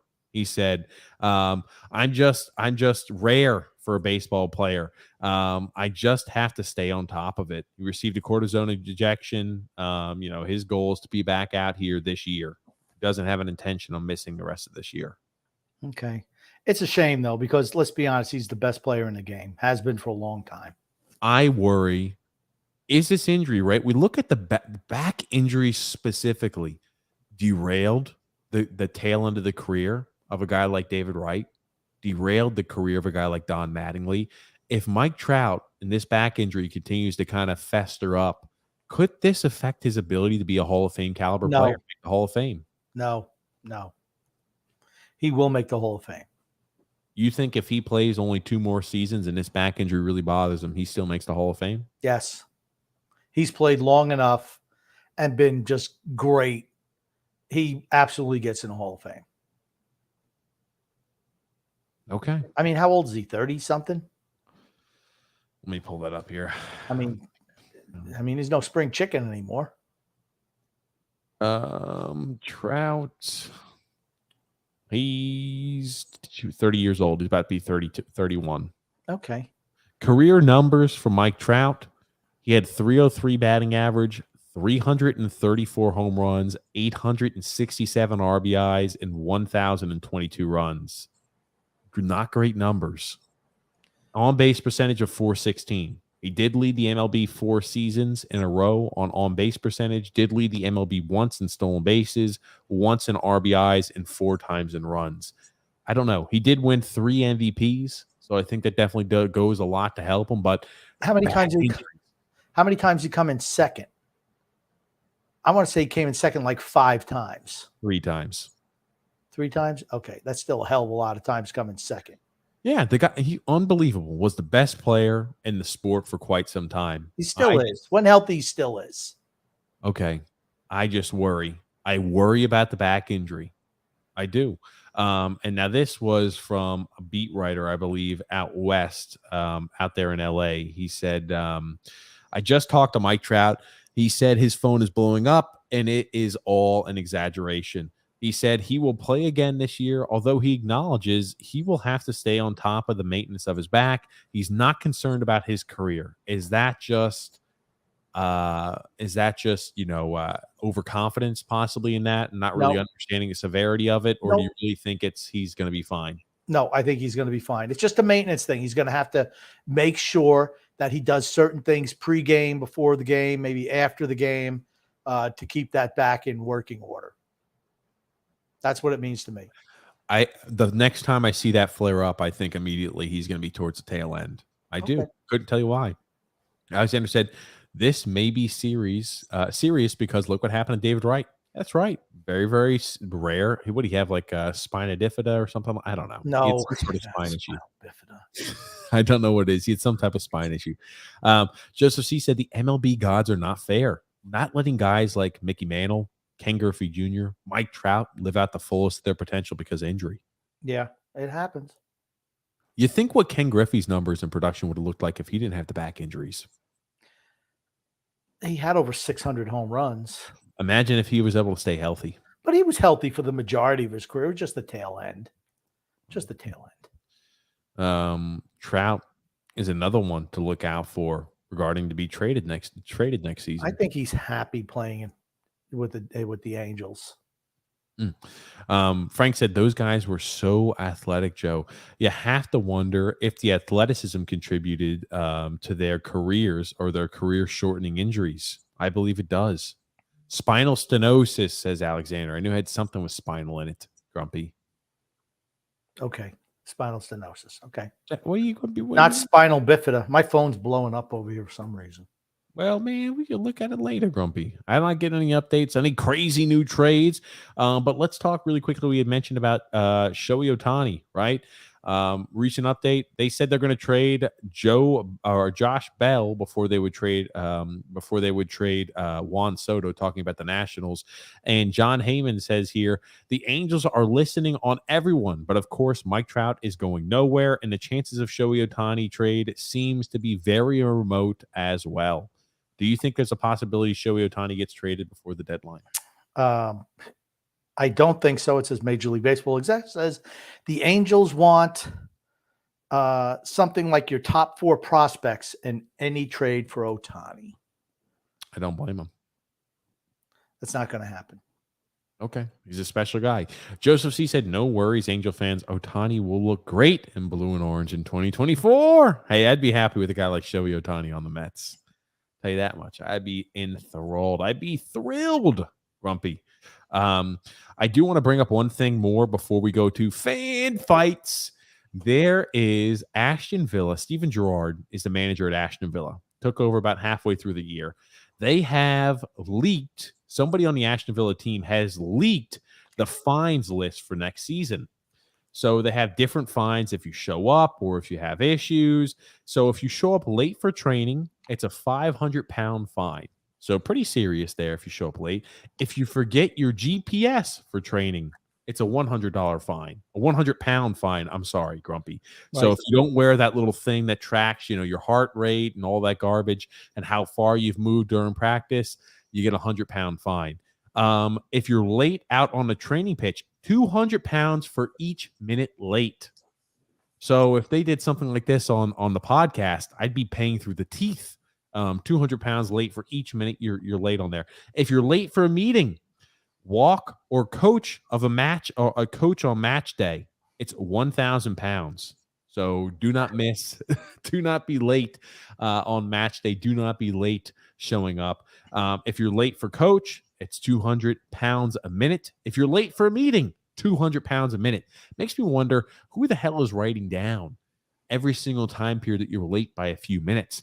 So if you wear the wrong attire on match day, it's 100 pounds an item. So if you don't have the right tracksuit, polo worn, not the right shorts, 100 pounds an item. They lay that stuff out for them in their lockers. That should never happen. Not the stuff you come to match day with.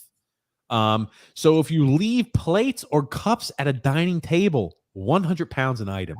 So if you don't take your stuff when you got done eating, you don't take it to the trash can, you leave out your clean up after yourself, you get charged 100 pounds.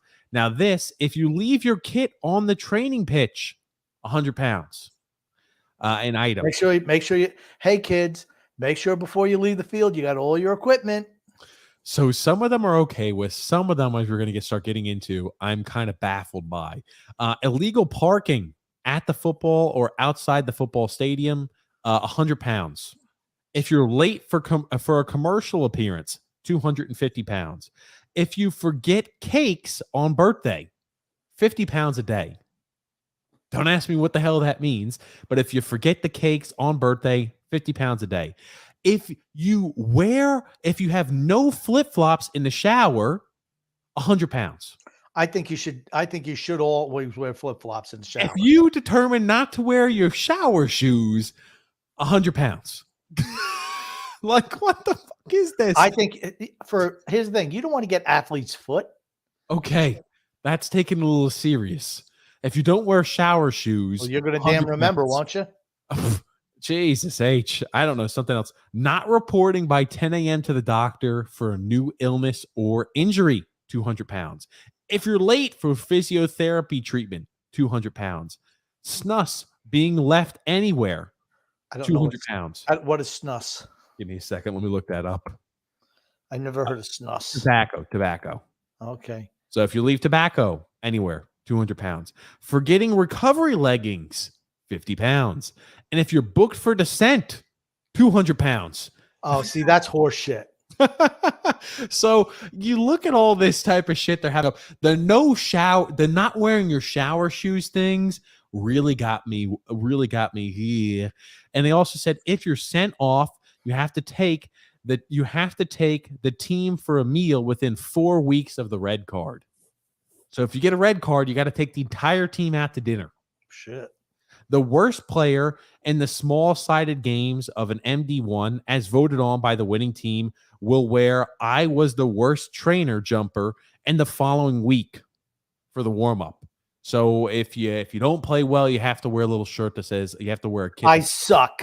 I suck, essentially. So just like if you had the worst grade in school, you're wearing a dunce cap. So it's definitely very odd from Steven Gerrard, this type of mentality he's putting forward in Aston Villa.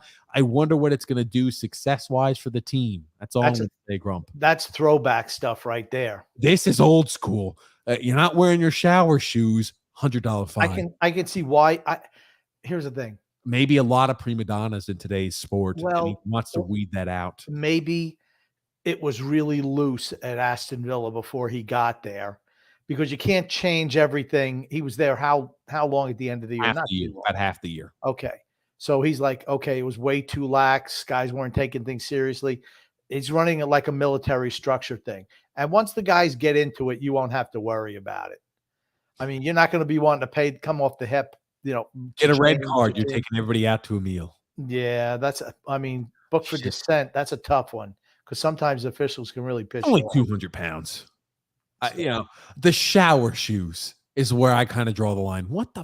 If I don't wear shower shoes, here's the thing. I'd wear shower shoes in a public area, but some people don't do that. You should. You should.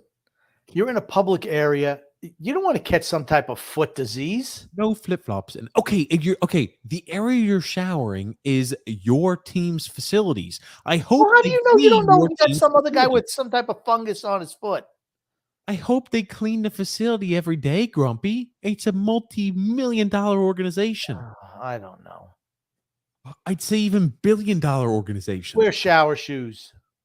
Well, if you don't, you get charged 100 pounds an item. So I think you're going to be wearing their shower shoes. I'll tell you that much. Well, I would. Jesus. Drew Ellis said, bro, what team is this? It's like some frat hazing stuff, paying money. Yeah. Aston Villa. That's a Premier League. That's a Premier League soccer team in the English Premier League. Yes. Again, they're probably a middle table team.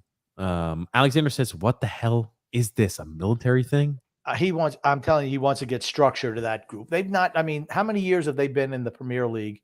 They used to be in all the time, but then they got relegated at one time period and made it back up, and they've been there since. And I think that the whole thing is they just want some discipline on there. Maybe things are just too loose.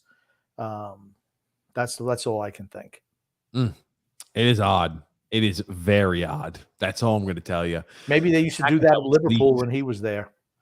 Yeah. How long did he? Yeah, I don't know. Where else did he coach before Aston Villa? I don't think he's coached anywhere. I'm going to pull that up, Grumpy. No idea if he coached anywhere. But he did, like I said, he did play for those really good Liverpool teams. He's like a legend there. Well, he's a fantastic midfielder. Absolutely, he was. Give me a sec. for an English player?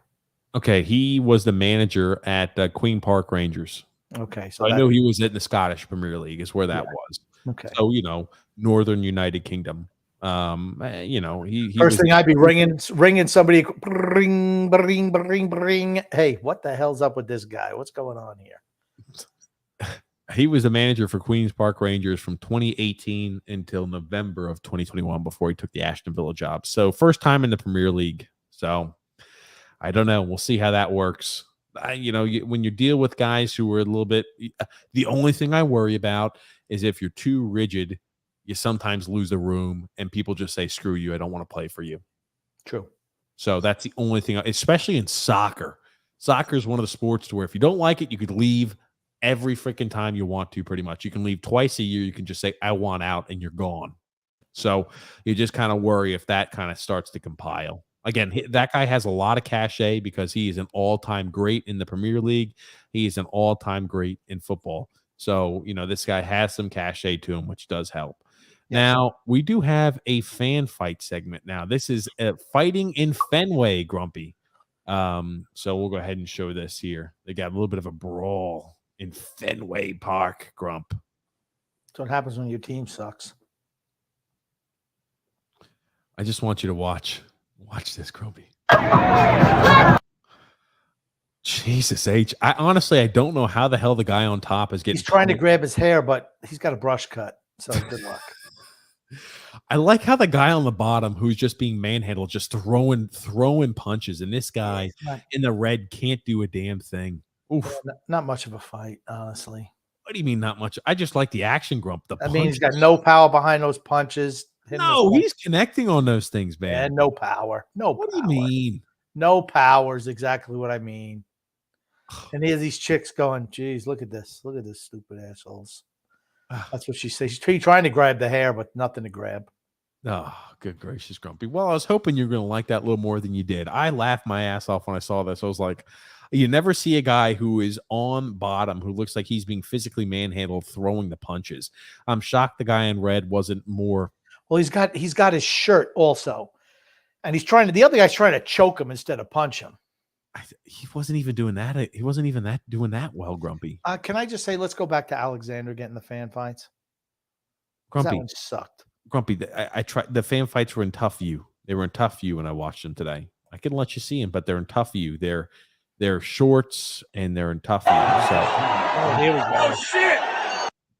I'll zoom in. Fernando Tatis Jr. He's been on the DL all year, but somehow he's able to get into a fan fight. He made it out to the fight. Jesus. Does this every damn time. Give me a sec. Give me a sec, Grumpy. This damn.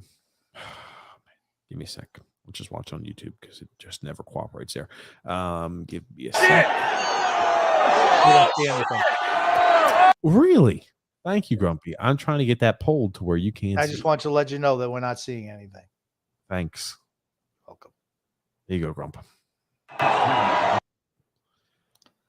Uh-oh. Is that the Dodgers again? San Francisco. Yep.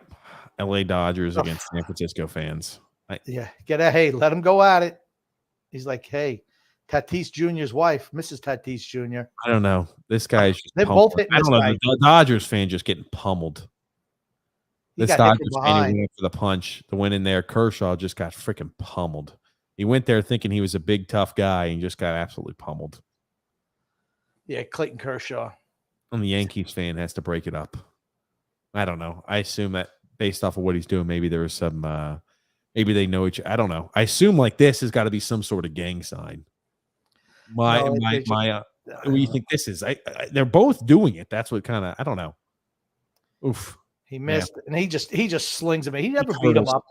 Now the other guy comes from behind and starts hitting him. Oh, they dragged him off. He's like, oh, then somebody else jumped in. Tommy Bahama comes in and starts pummeling. Tommy Bahama comes in and starts pummeling Mr. Dodgers.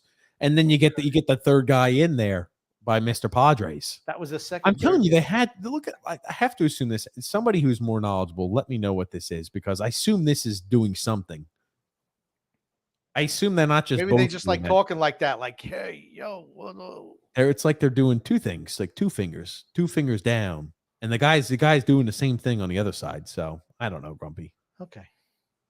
So, yep, that's what got us fight number 1 here. And let's check out here number 2 fan fight, Grumpy. Let me try to bring this as well. Another Dodgers game. This is an age-restricted one. That's how you know it's a good fight, when it's age-restricted. A lot of fights out in California. That's all I have to say. They're And unhappy. all these people filming commit the criminal offense of the vertical record. They have to give me the portrait. I need the landscape. I need landscape. These people don't know. They don't know, Grumpy. Uh-oh. I'm sure there's going to be a beer thrown. I see a beer already in action. There's going to be a beer thrown. Look at this. Little Miss Well, you already see. There's I saw something go. Well, hold on. Yeah, this is a girl. Look at her. She's good. Woo. The crew's already here. The security crew, I think, is already here. Or maybe not. Getting the hair. Man, that girl was mad. She was angry. They kind of diffuse it. But oh man, somebody just poured another beer on top of that girl. Cool down. She threw a beer. You had to say cool down. I mean, it looks kind of cold out there. I mean, you could tell by everybody in the sweatshirts. It's pretty chilly. So this must be an older fight, Grumpy. Always alcohol involved. Well, just a little beer thrown at him. That's all, Grumpy. Watch that one more time. You could tell where it was going from the start, though. Oh yeah, she's mad. Look at her back there, little Miss. She got a little fanny pack. She's got around her back. Something got thrown. She throws the beer at the guy, and then they start. She's shoving people. Look at her. She's just going and throwing right on top of the seats. Haymakers. It's like cool down, honey. Is that the girl? Yeah, that's the girl. She's got. But then somebody on top literally just starts. She didn't have a tie down. That sweatshirt wasn't tied down, so she got pulled over her head a little bit. Oh man! Rookie mistake. Mistake, Grumpy. Very true. Mistake. Nothing to see here. Nothing to see here. Everybody, calm down. I want to get drug into this. Yankees got hit 2 today, and still won. Only got 2 hits and 1 today. Wow.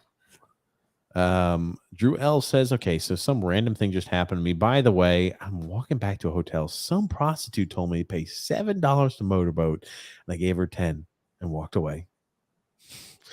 Fair enough. Maybe Drew's feeling charitable. He said, and no, I did not motorboat. He felt that maybe she needed the money a little more than he did. Frank says, well, maybe he was afraid to motorboat in that area. You don't know what the lady looked like. That fight is soft, Grumpy. Joseph C. said, are the Yankees going to pay Judge? I feel like at this point they have no other choice. Yeah. To me, I would have went the Soto route myself, but they chose not to. The way he was talking at the All-Star game is good as gone. Mm-hmm. And thank you, Alexander, for submitting those fan fights. Thanks again, Alexander. Joseph C. also said, I would say the fight happened in Oakland. It would they would need fans in the building first. They would need fans in the building first, yes. Oh, God almighty. I butchered it. Sorry, Joseph. And so far, we're off to a weird start here in NOLA. But Grumpy, what do you want to say before we wrap things up today? I want to say love and laughter to everyone who listens and even those who don't, from TJ and the Grumpy Old Man. Thank you, everybody, for tuning in. Thank you so much again for your time, Grumpy. If you're new to the show, welcome. Make sure you subscribe on YouTube, like on Facebook, follow on Twitter. Thanks again to everybody for tuning in, and thank you again, Grumpy. My pleasure.